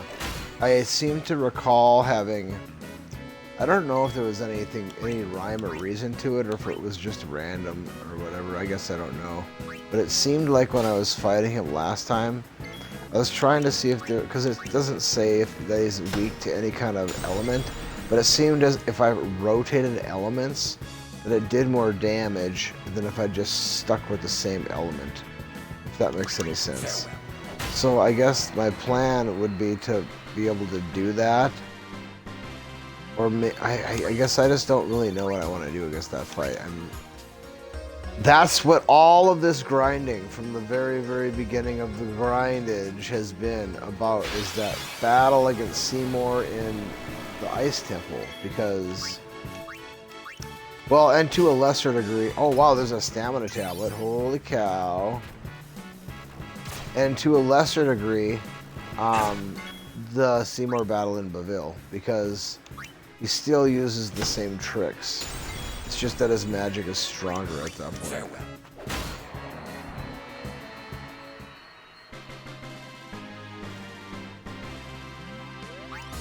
What I need to do is find out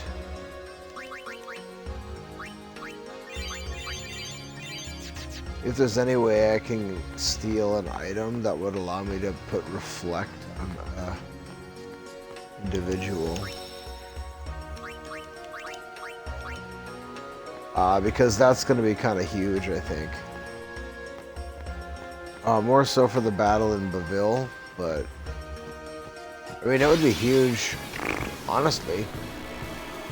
Battle in the Ice Castle, or Ice Temple, or Ice, whatever it is. Ice Palace, I don't know what it's called. The Ice Temple, I guess. That one,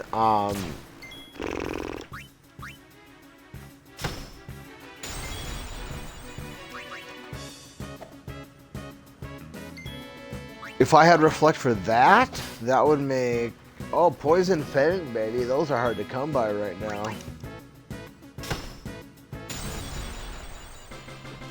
First a stamina tablet, then a Poison Fang.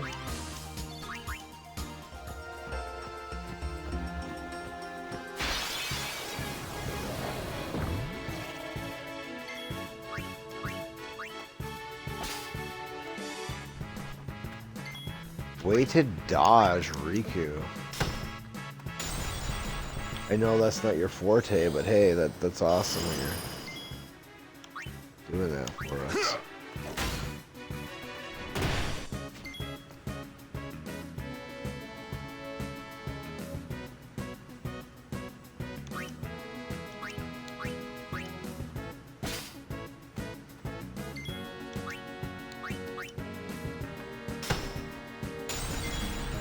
Enough.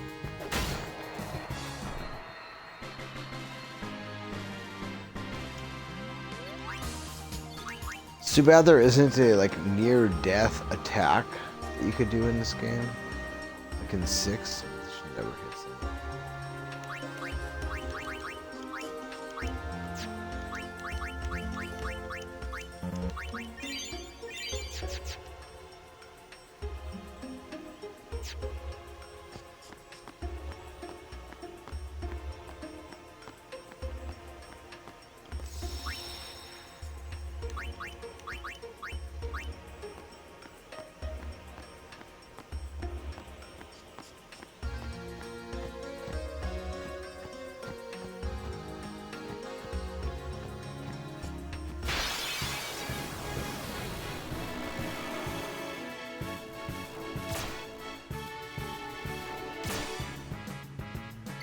Really just going after Waka.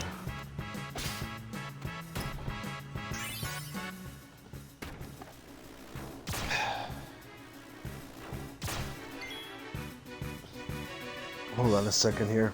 Give me just a minute.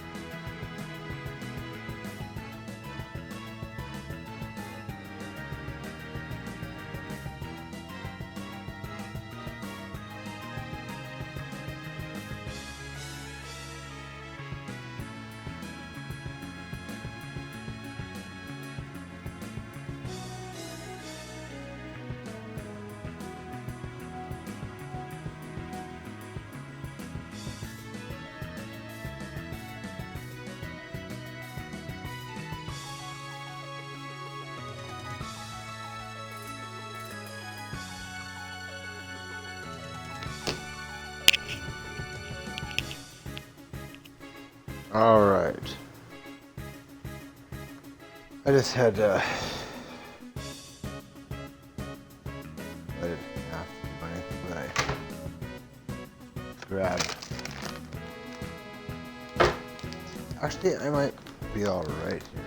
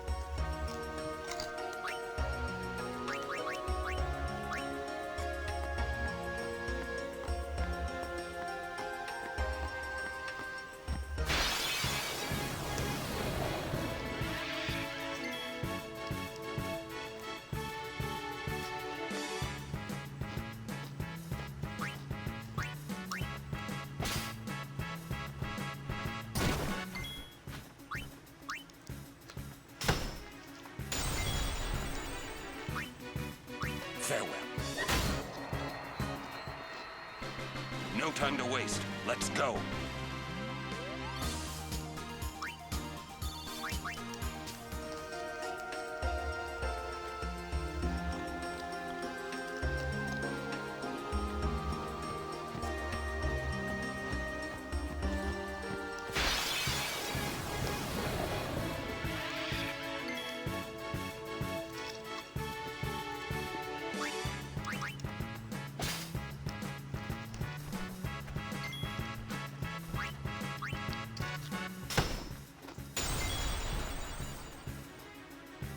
Enough.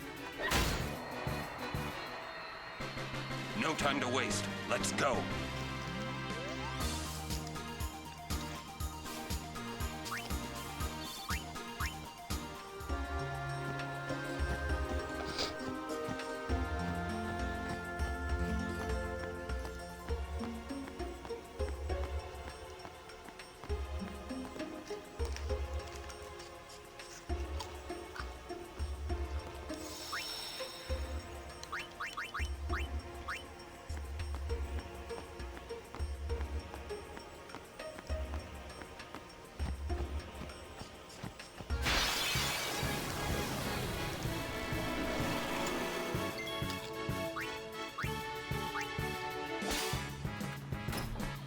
There we go, that's what we're looking for.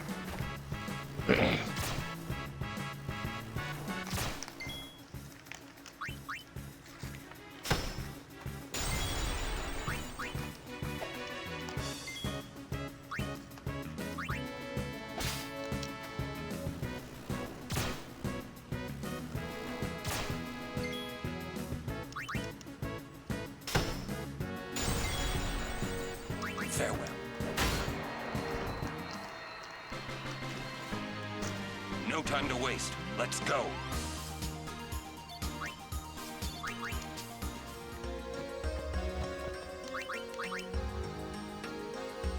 $14.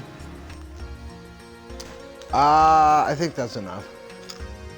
Wait.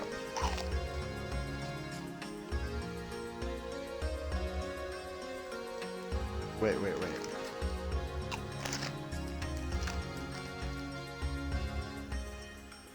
Dragon skill. No, I need 16. Should make 2 armor.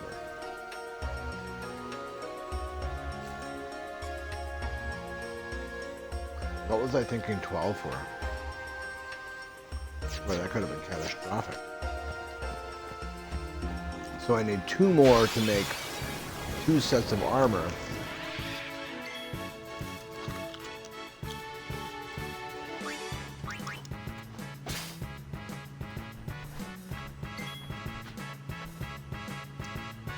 Huh.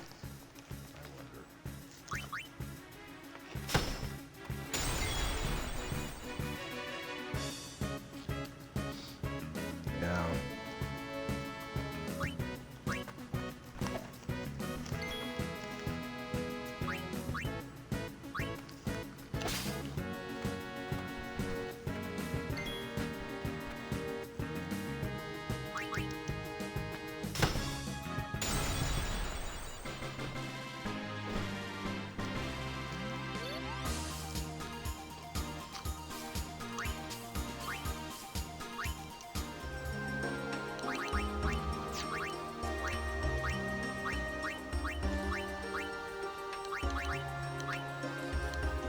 Well, it looks like we're just rolling in it now.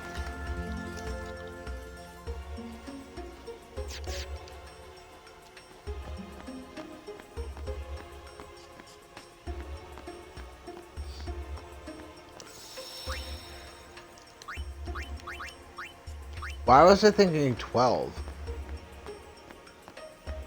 I don't know.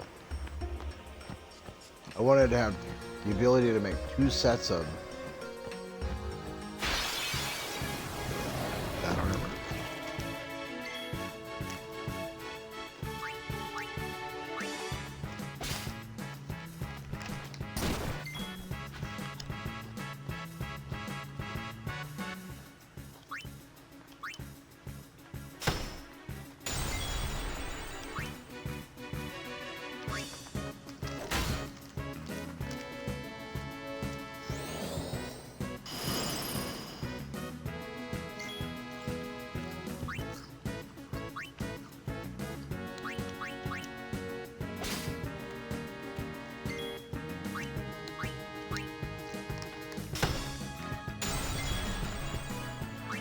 Enough.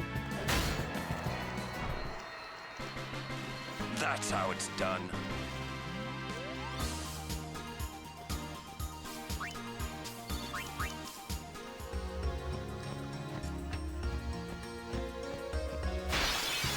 Oh, that's what.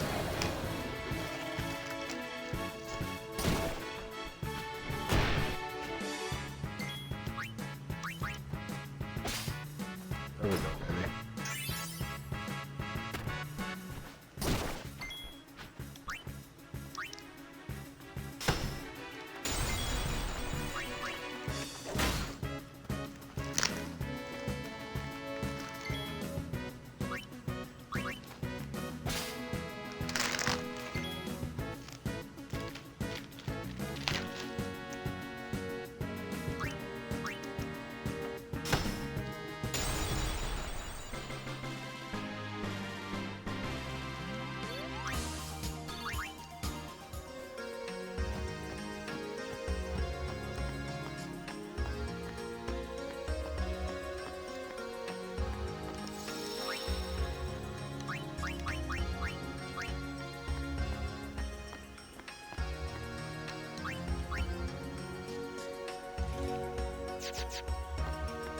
Alright, so if I have 16, I can make 2 armors, and then I need, I don't know.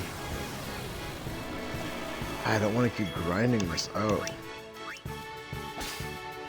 Stamina tablet, baby. That's massive.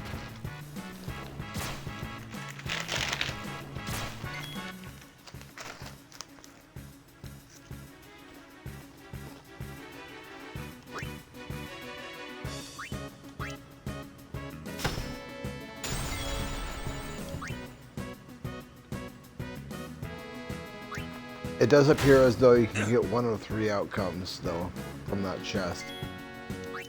You can either steal a Dragon Scale, a Mega Potion, or a Stamina Tablet.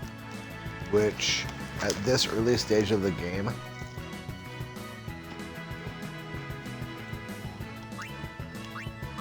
I mean, that's...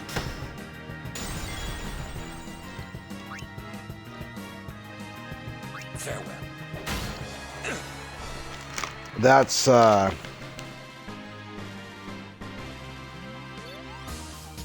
that's pretty crazy.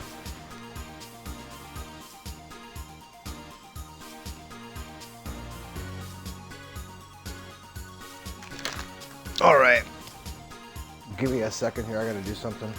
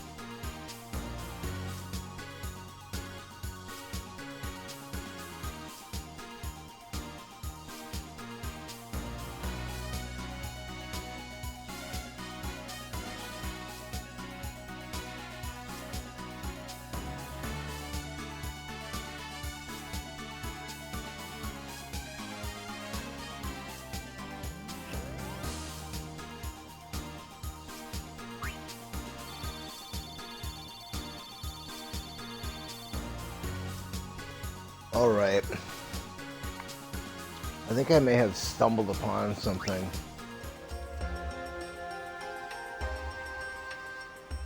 On one level, I hope I'm wrong. On another level, it would be a relief. Finally figured out this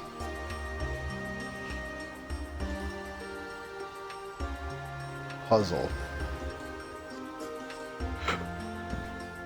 Alright.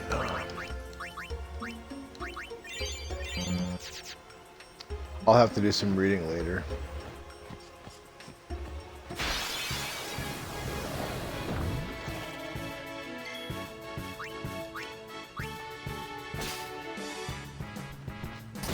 Hey, sleeping powder. That's a...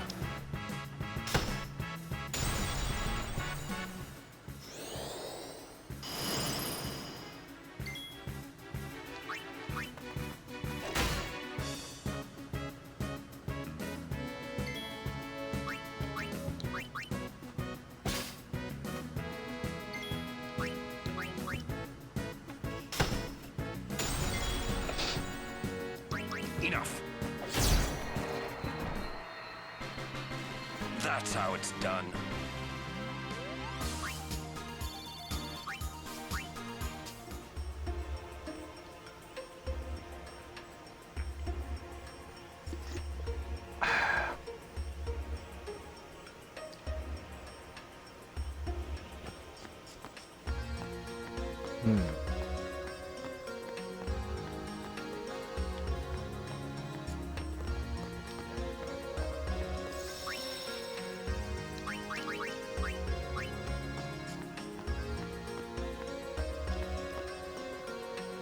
Feels like there should be chests.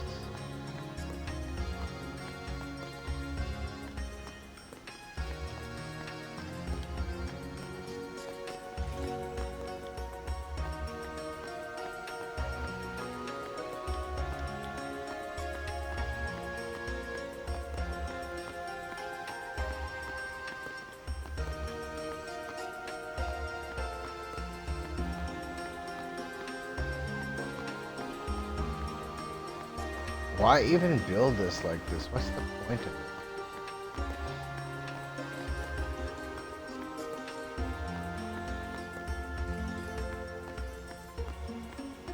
I don't know what that image is supposed to be. Is it like a Yevon thing, maybe? I don't know.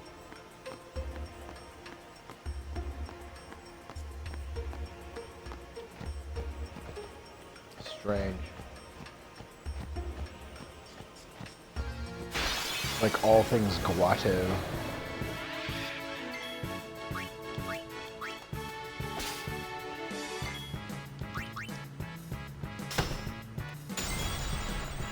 Enough.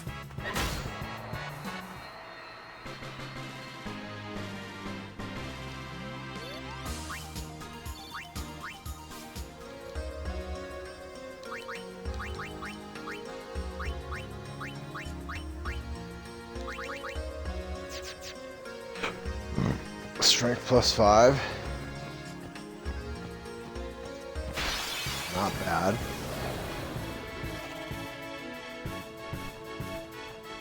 Way to dodge Riku. Dragon scale, baby. That's what we're looking for. I think we have 3 stamina tablets as well, which is like extremely massive, and that might prove to be a game winner for us against Seymour Flux.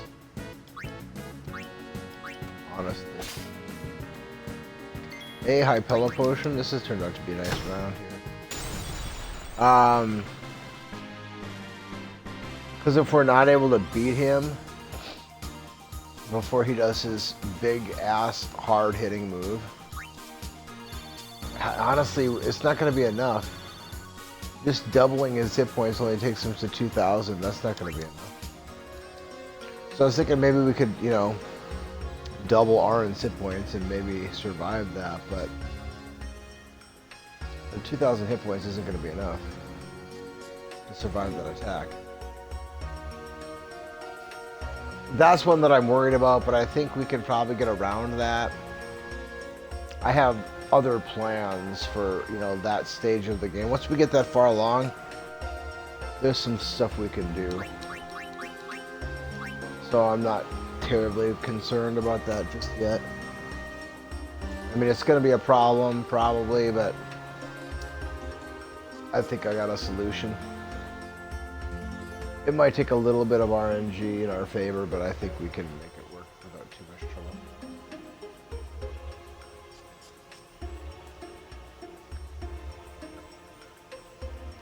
It's interesting to see how much everyone has been used here.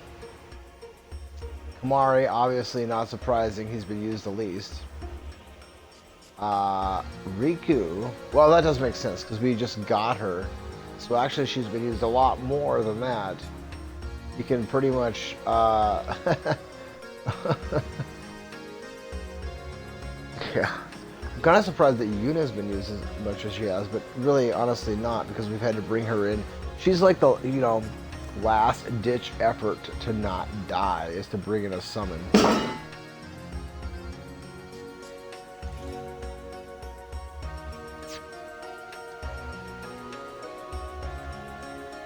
Yeah, you. What are you doing knocking things over? I heard you knocking my water bottle over.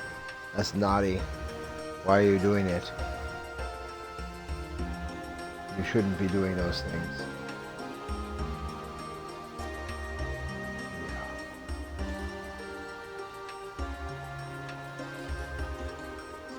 What are you doing now?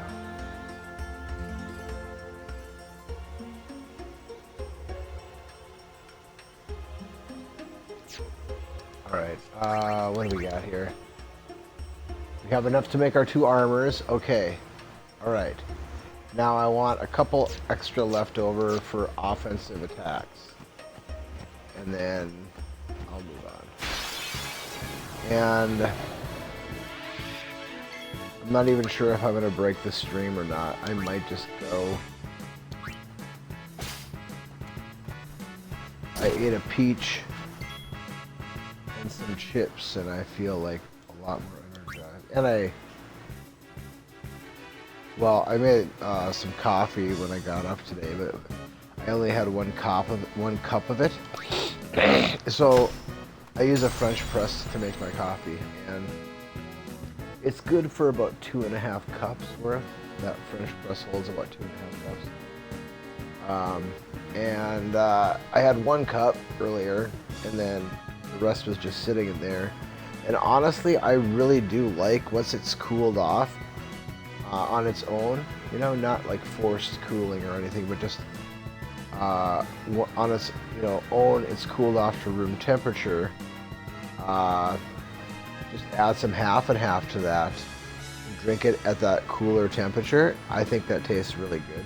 A lot of people don't like that, and honestly, if you brew it like through a normal trickle brewer, I don't think it tastes very good when it gets cold. But in that French press, I think it tastes good.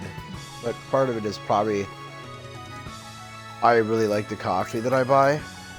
It's not like any crazy expensive coffee or anything. It's, I suppose, comparatively, you could probably compare it, like, price-wise. It would be similar. I don't know the exact numbers. I'd have to go look, you know, like how much does it cost per ounce of coffee beans? You know, I don't know. I really don't know. But I would say it would be in the same ballpark, even if maybe it was a little bit more expensive. It wouldn't be that much more expensive, but within a reasonable comparability, ballpark-wise, to like Caribou coffee or a Starbucks coffee. If you were just to go buy the whole bean coffee of your choosing from, you know, someone that sells whole bean coffee, like all assorted variety of different brands and stuff, like, you know, like Walmart or Target or Costco or whoever sells all sorts of different kinds of coffee. It would be probably in the same price bracket, maybe a little bit higher price bracket, slightly, if you know, maybe, of that of Starbucks or Caribou Coffee. So it's not like I'm drinking, you know, civet shit or something like that. I don't really, you know, have that kind of money laying around, and I don't know that, like, brewing an animal's feces is, you know, my cup of tea, man. I don't know if that's for me. I don't think so. It just doesn't sound like, it doesn't sound like a good time to me. I don't care what people tell me, you know? I'm more about, like, you know, there's just some things I don't need to try, you know? I don't care if somebody tells me that, you know, A, B, and C are the greatest things in the world. You'll never find something more enjoyable and this, that, and the other. The best food, the best experience, the best, you name it, right? You know, there's just some things I just am good with not trying, you know? Regardless of what somebody else tells me, I just don't think I need to go for that, you know? Like if somebody says, hey, smell my finger, it smells good. Do you want to smell that guy's finger? Even as somebody that you know and trust, you know? Do you really need to smell that finger? I don't think I need to smell that finger. I think I'm good. Maybe it's the best smell in the history of the world. I guess I'll just never know. Because I'm not going to smell that finger. I just don't see the need to do that. And I would apply that same logic to eating civet fecal matter. Or you don't really eat it, I guess. You take the fecal matter and then you brew it. Just like you would brew any other coffee bean. Only this particular coffee bean came out of a civet's ass. And I'm okay with not going down that path. I just don't need to, you know, indulge in that type of a delicacy, you know? I'm good. Some kind of, as far as I know, a civet is just like some kind of mountain cat that lives in China somewhere. And it eats these coffee beans, and then it shits them out. And then, you know, people go collect them. Now, I've heard that there are wild harvested civet That's shit. how it's done. And then there are farm grown civet shit coffee beans. And it's like, okay, all right. So, you know, somebody went and invested in a whole bunch of civets, and they're just going to feed them all these coffee berries, and then when they're done eating them, they shit them out, and then they're going to harvest the shit. How would you like to do that for a living? Your job is harvesting shit. Not just any old regular shit, but cat shit. Your job is harvesting cat shit, sifting through the cat shit to find little pebbles, little seeds the size of a coffee bean. And then I'm guessing they wash them, you know, wash the coffee beans so they can get the rest of the cat shit off of the coffee bean that passed through the cat with the rest of the shit. I mean, what a great job. Imagine the pungent aroma, just the beautiful aroma that must surround that facility. You know, it's probably better than a hog farm, you know? Most likely it can't be. I mean, honestly, I don't know if you've ever driven by a hog farm, but that ranks up there with some of the most vile and disgusting odors I've ever experienced. I'm not sure what the worst vile and disgusting odor I've ever experienced is. I've probably blocked it out of my mind.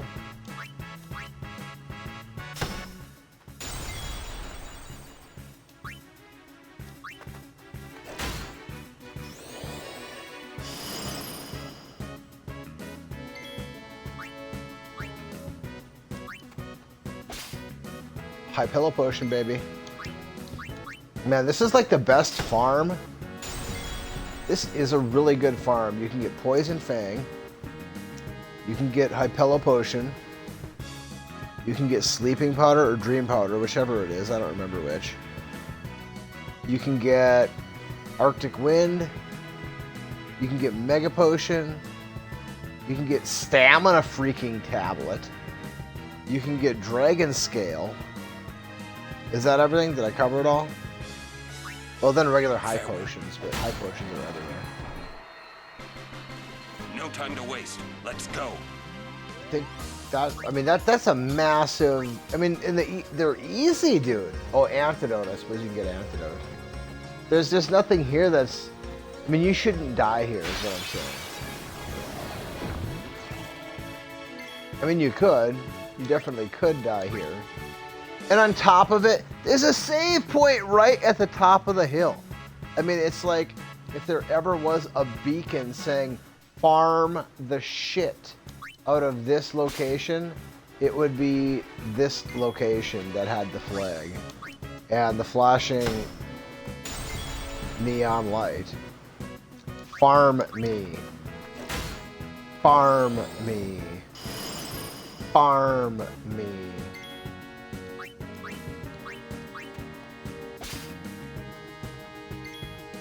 I guess it's Antarctic Wind, not Arctic Wind. We've got to be getting pretty close to... Farewell. Well, we're not going to have...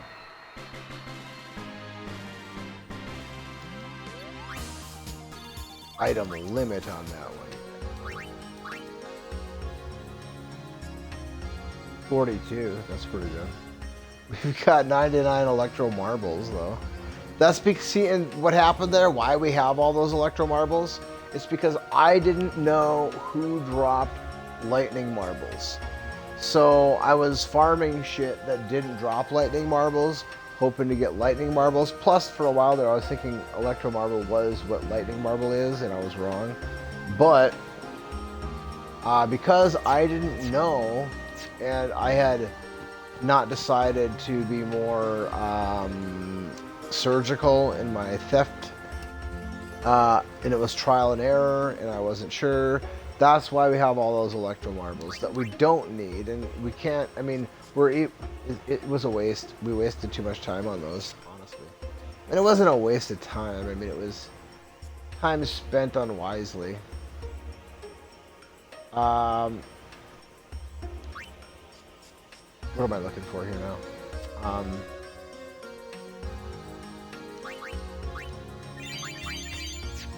And we're still on 16 here. I'd like to get like at least 2 more dragon scales before we move on. That way I have at least 2 dragon scales I can use as a weapon.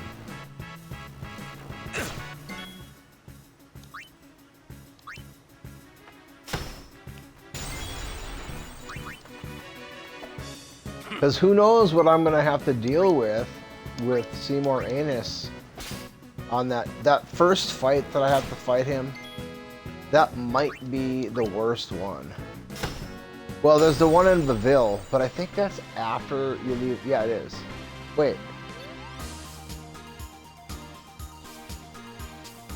Actually, I think that's the battle that you fight.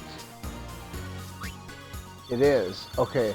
So in my mind, I was trying to remember like what the order of it was, but I'm pretty sure as soon as you come out of the sewers there underneath Bevelle, that's when you fight Seymour Anus when he has that Morta body with him. The first time the Morta body shows up, the guy that uses Desperado on you. I think that happens as soon as you exit the sewer, and then after you win that fight, I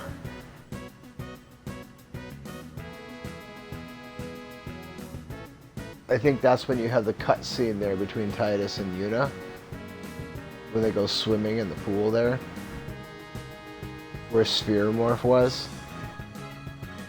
And then after that, you know, then you're at the Calm Lands.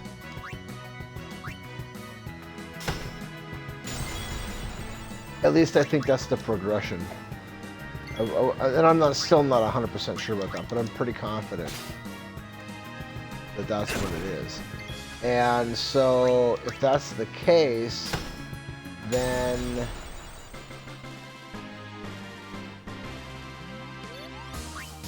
that's after home, though, which means that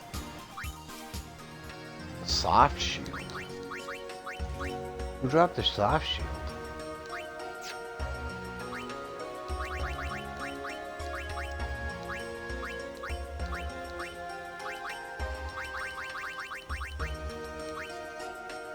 Stone Ward and Sleep Ward. That's not bad.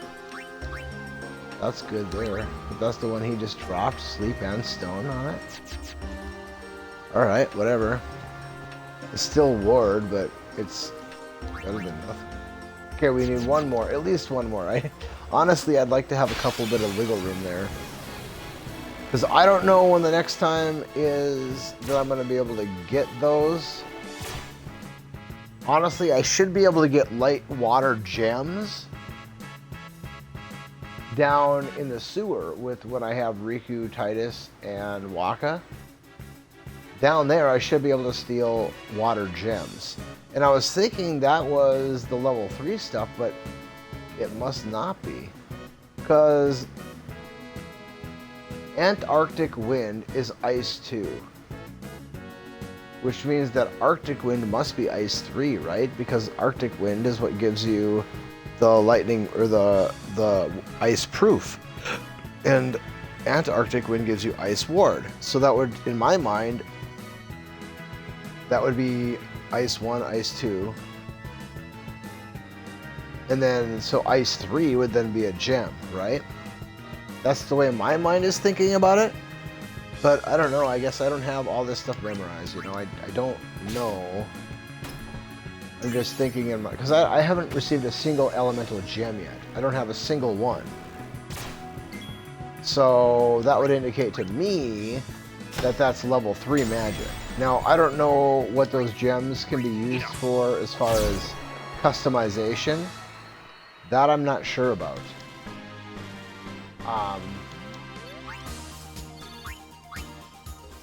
Maybe it just costs fewer gems than it does. Wow, that doesn't make much sense either, because it's only 8. I don't know. I don't know. We'll find out when we get there.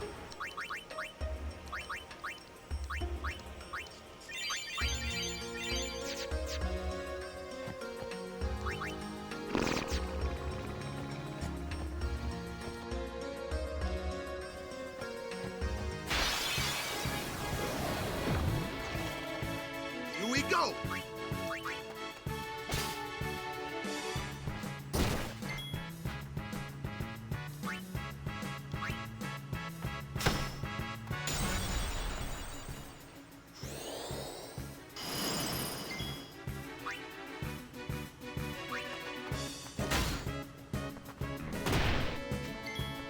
Well, that wasn't very kind.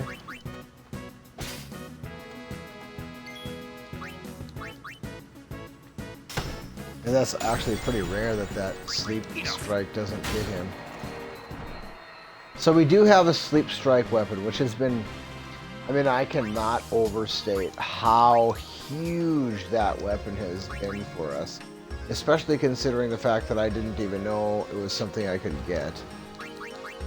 So it's not like I was farming it. Which, you know, that's something I would do if it was the right item.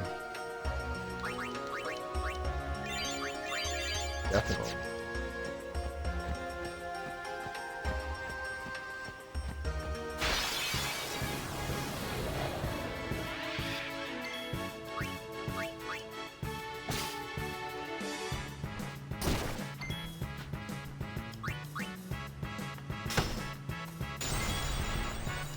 Farewell. That's how it's done.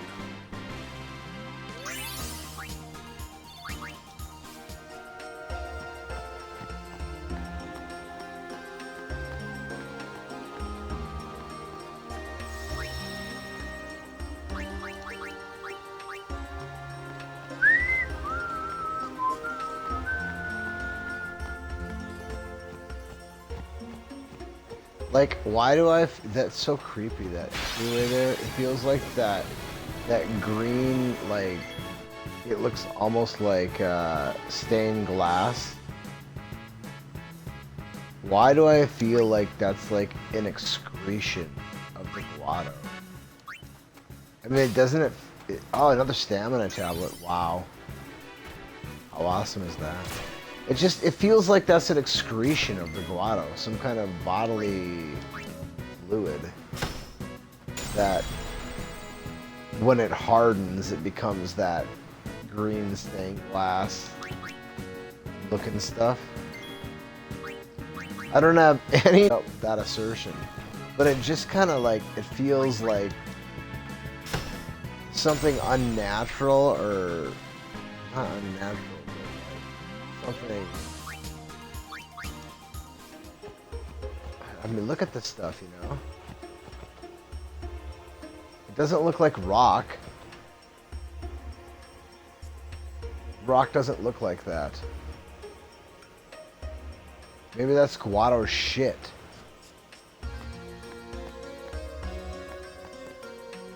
And then there, right? Like all on the floor there. Like, and then this stuff here looks like it used to be all like lime green like that, and it's lost its fade, you know? But this is the fresh stuff, right? I don't know, maybe we're walking over like the, you know, where the I don't know, man. I'm not sure. I don't know. Plus the Guado, they do live underground, right? We're going down in the hole down there.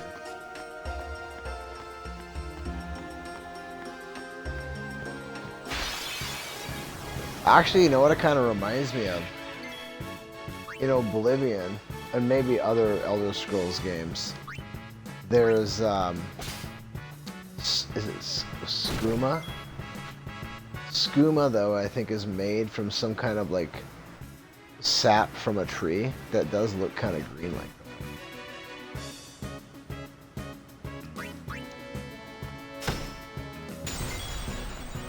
that. I remember there being a mission where you have to go, like, you basically break in and kill all the people working at the refining plant there. It looks like a, I don't know. Out of my way! Like there's all these vats of cooking. Is it history sap? Or hyssop tree? I don't know. Some kind of tree sap that they make the skooma out of. Skooma is like, if you're not familiar, sleeping powder, baby. Skooma, if you're not familiar with the Elder Scrolls, is I guess I would compare it to probably like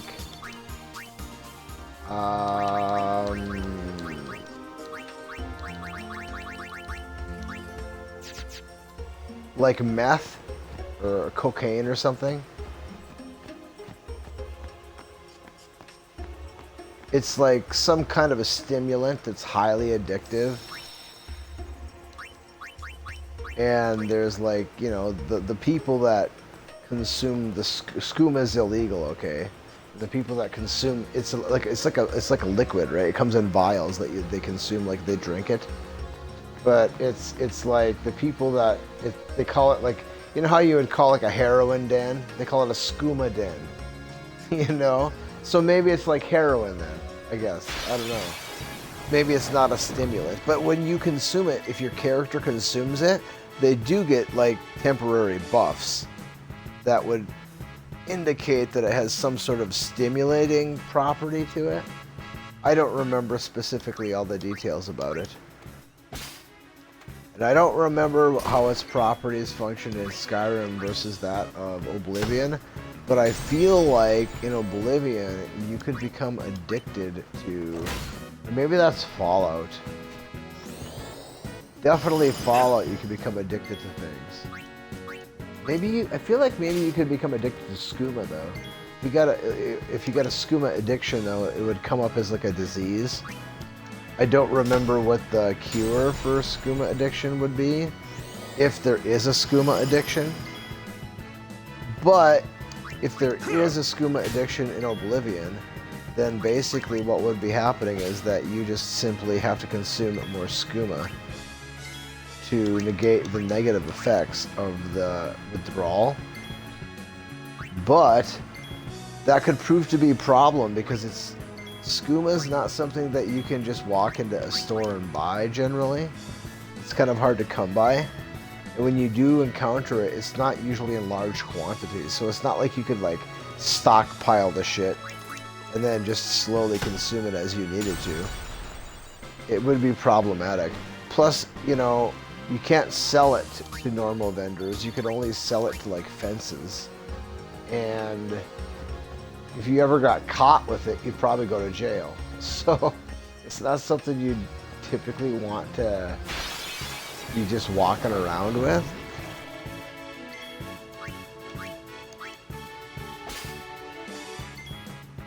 I do believe though that it's like the Khajiits and the Agornians, Agornian? I don't remember. The lizard people that can breathe underwater.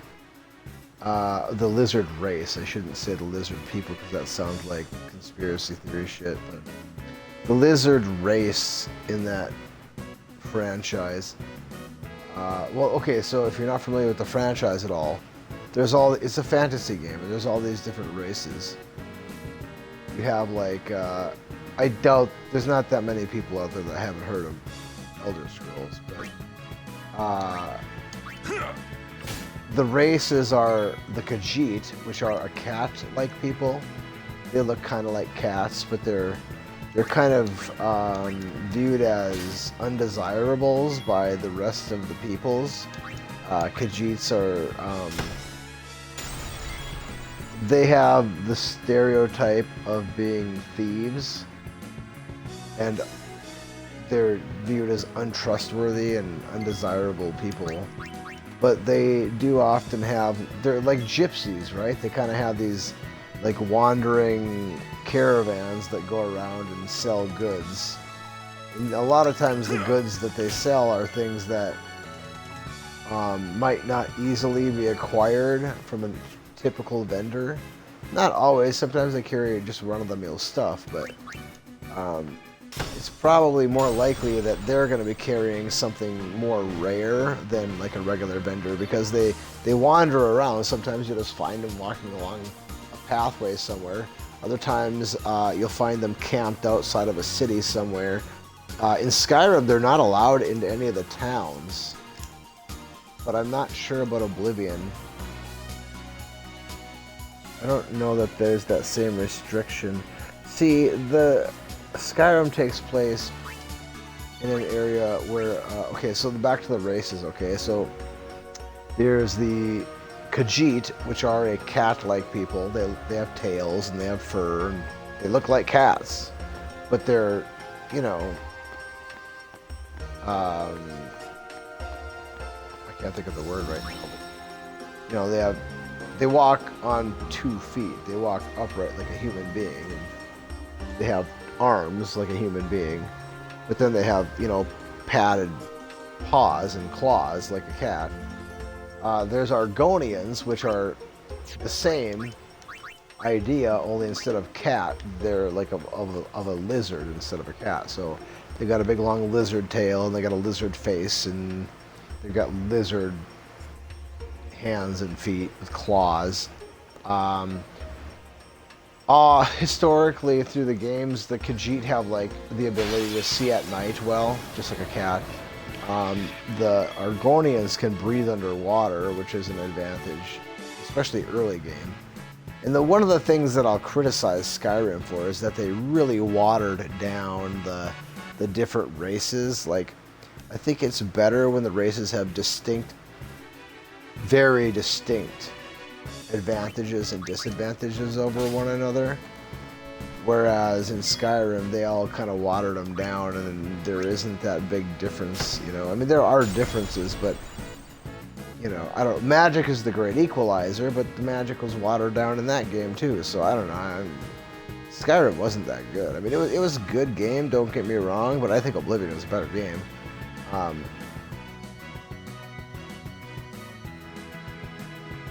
Oblivion just had all those stupid Oblivion gates all over the place, so it kind of made traveling around the world a little bit. Enough. I don't know. No time to waste. Let's go. Anyway, so you got the Argonians, who are the lizard people. You got the Jeets, who are the cat people. You have various kinds of elves. There are wood elves, who are like more proficient at like archery and stealth. There are high elves, which are more proficient at magic. They're like the damage dealers, right?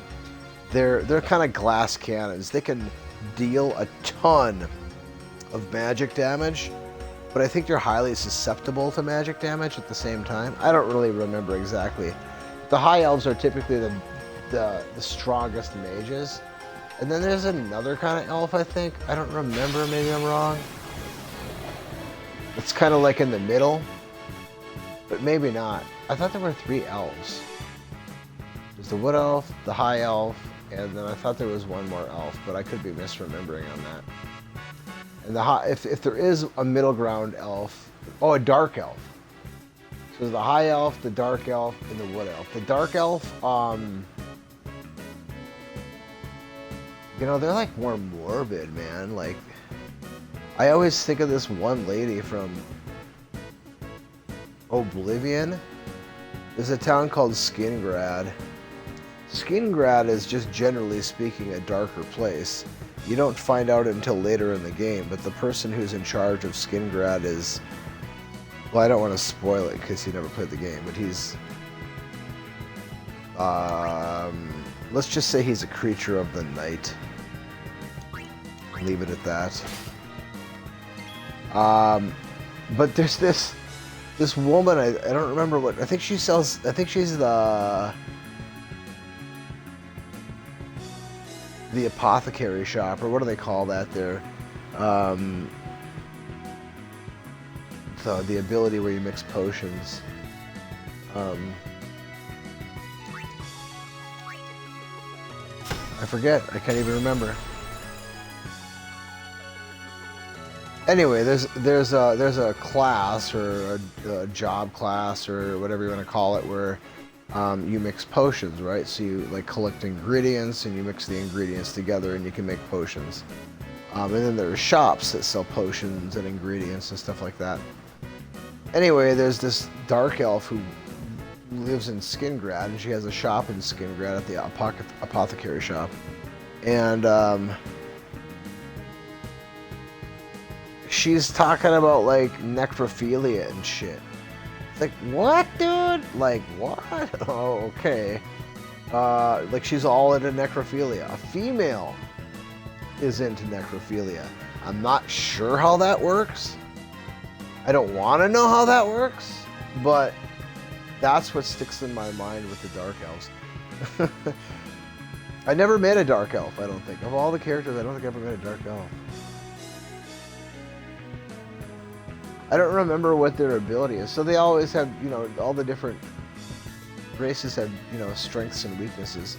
I don't remember what the Dark Elf strength or weakness is. I don't think I ever made one in any of my games that I ever played.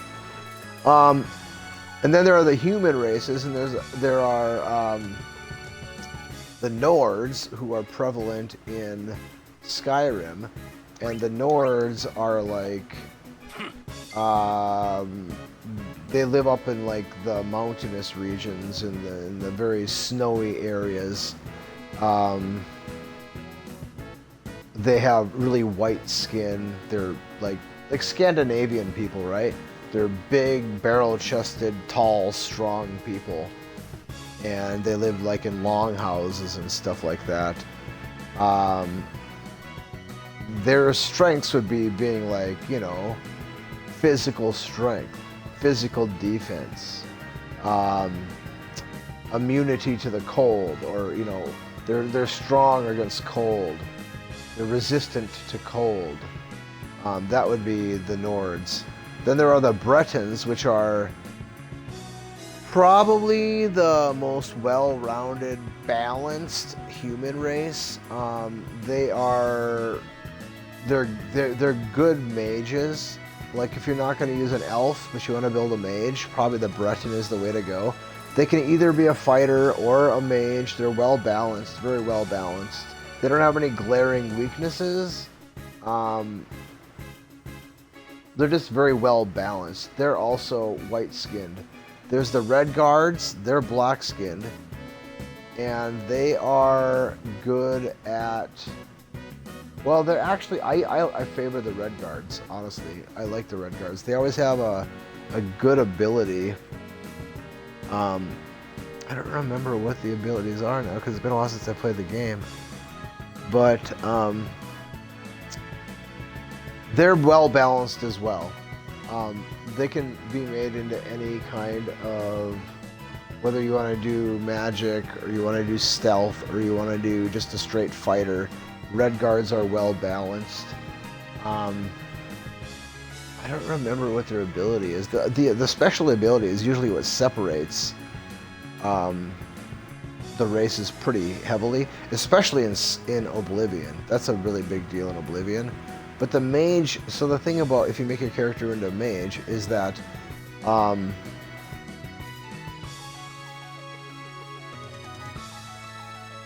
the magic that you can learn will typically easily take the place of the abilities that the other races have. So for example, the Khajiit can see well at night, right?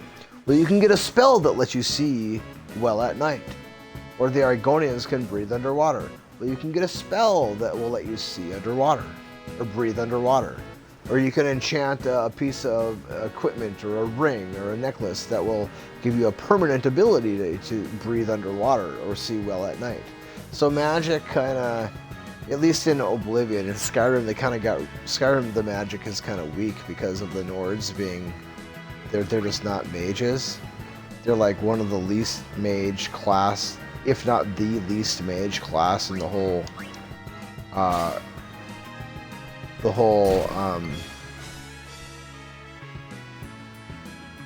all of the races. Then there's the Imperials. The Imperials are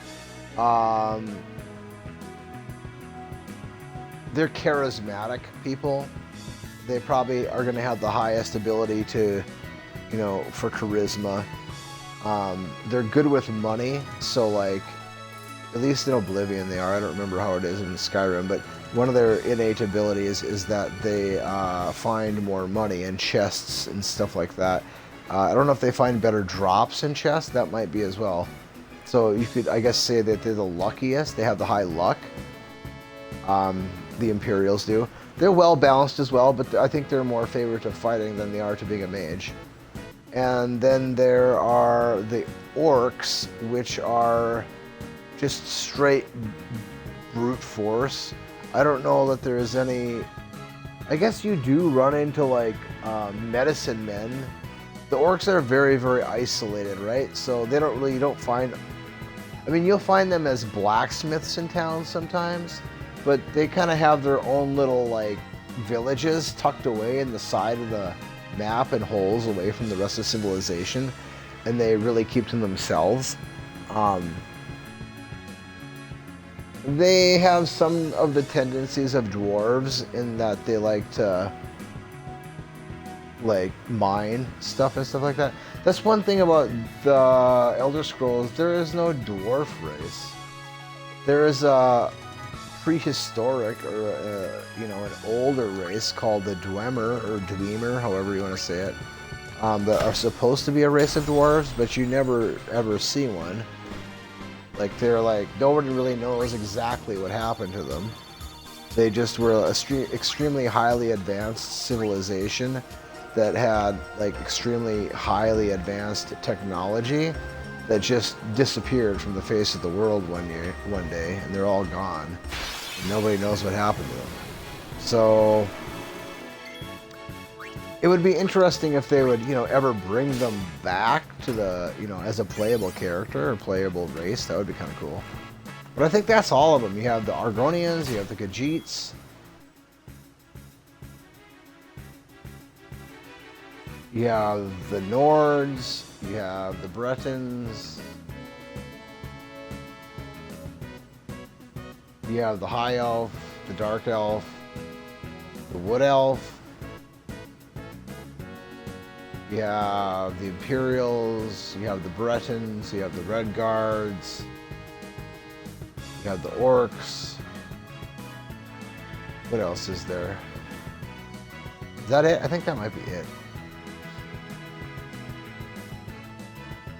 So there's basically 3 kinds of elf, 4 kinds of human,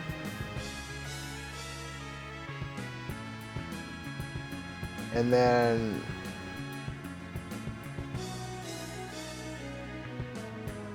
the cat people, the lizard people, and the orcs, which are like, I don't know, orcs. They're just orcs.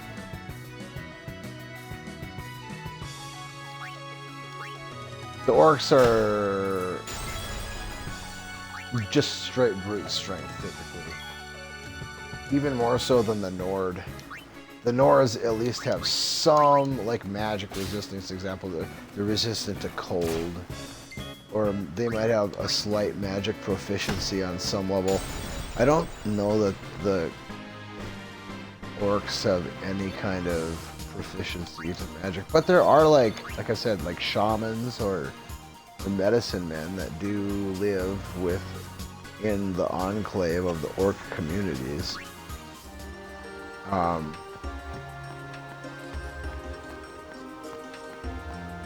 Hist tree sap? I think that's what it is. Hist tree. Anyway, the hist tree sap does look similar to this like neon glowing green like structure that we keep walking in and out of there.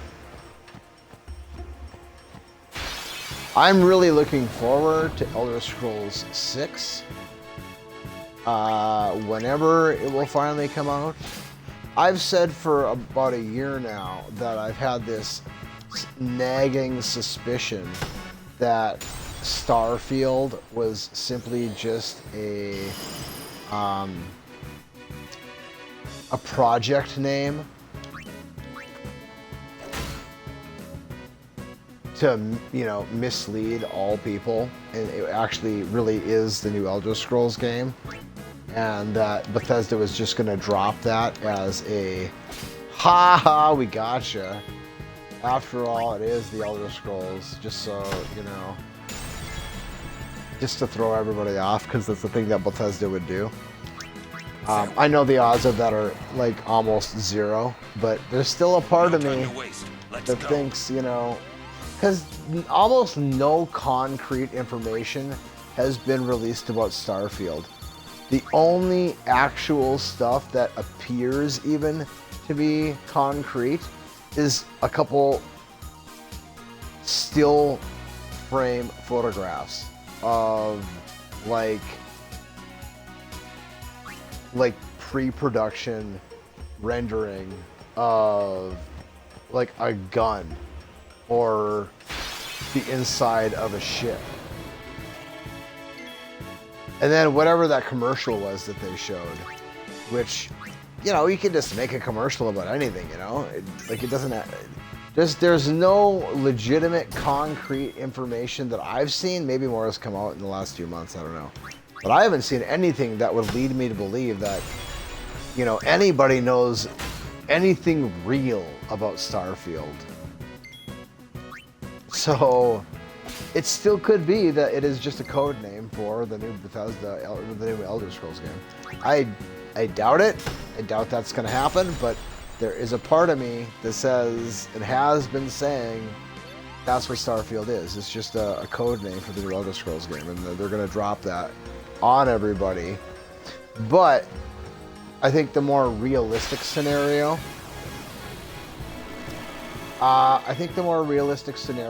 is just simply that. Wow, another stamina tablet. They're not going to drop the new Elder Scrolls until not so much a new console comes out, like a new generation of console, but they're gonna wait until. So you know how like the PlayStation had 3 different versions of the PS4, and the Xbox already has 2 different versions of the Xbox X series. Well, they're gonna be coming out with a new version of that sometime in the somewhat near future. And I kind of feel like it's going to be 144 hertz at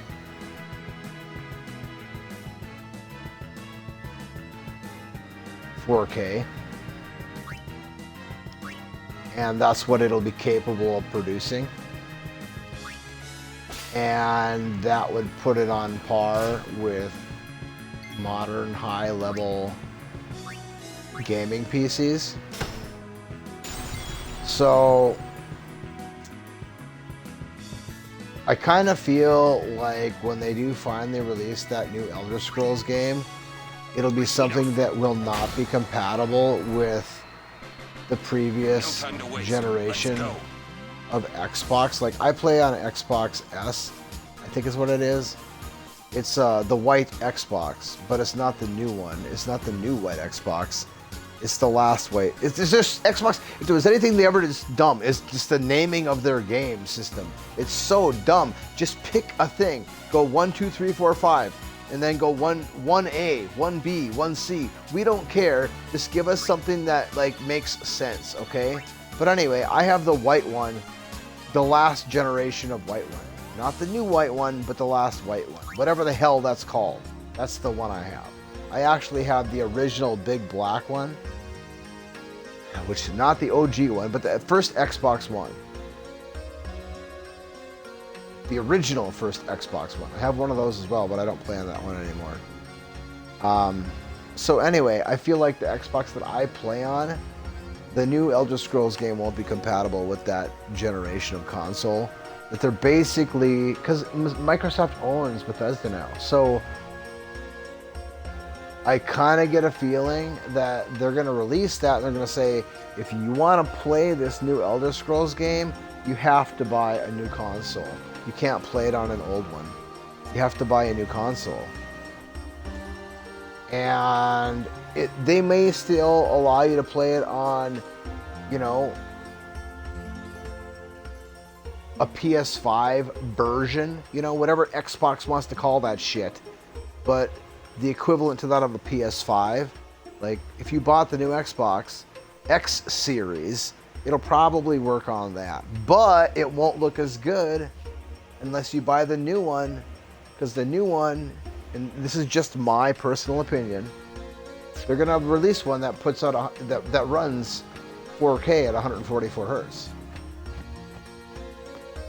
And so you can connect it to a high-end monitor and you can play your console that way.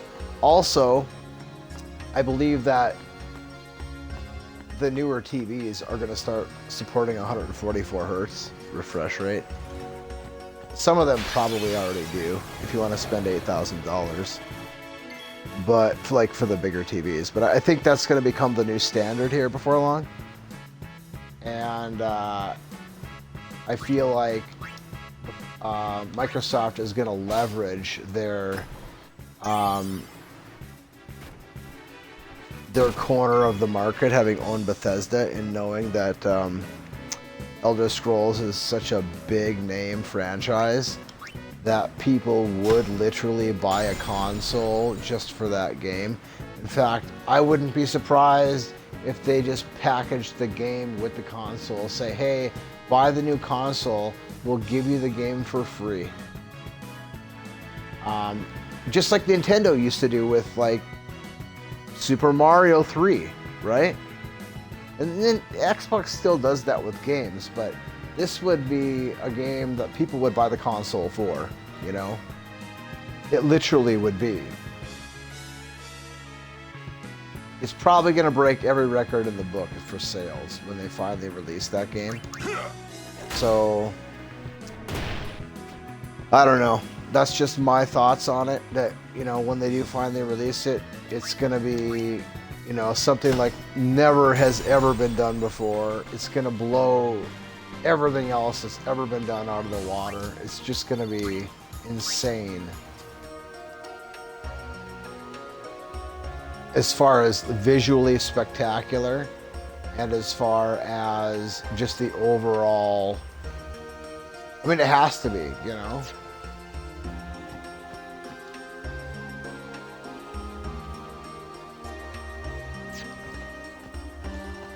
All right, what do we got here now? We got 18 of them.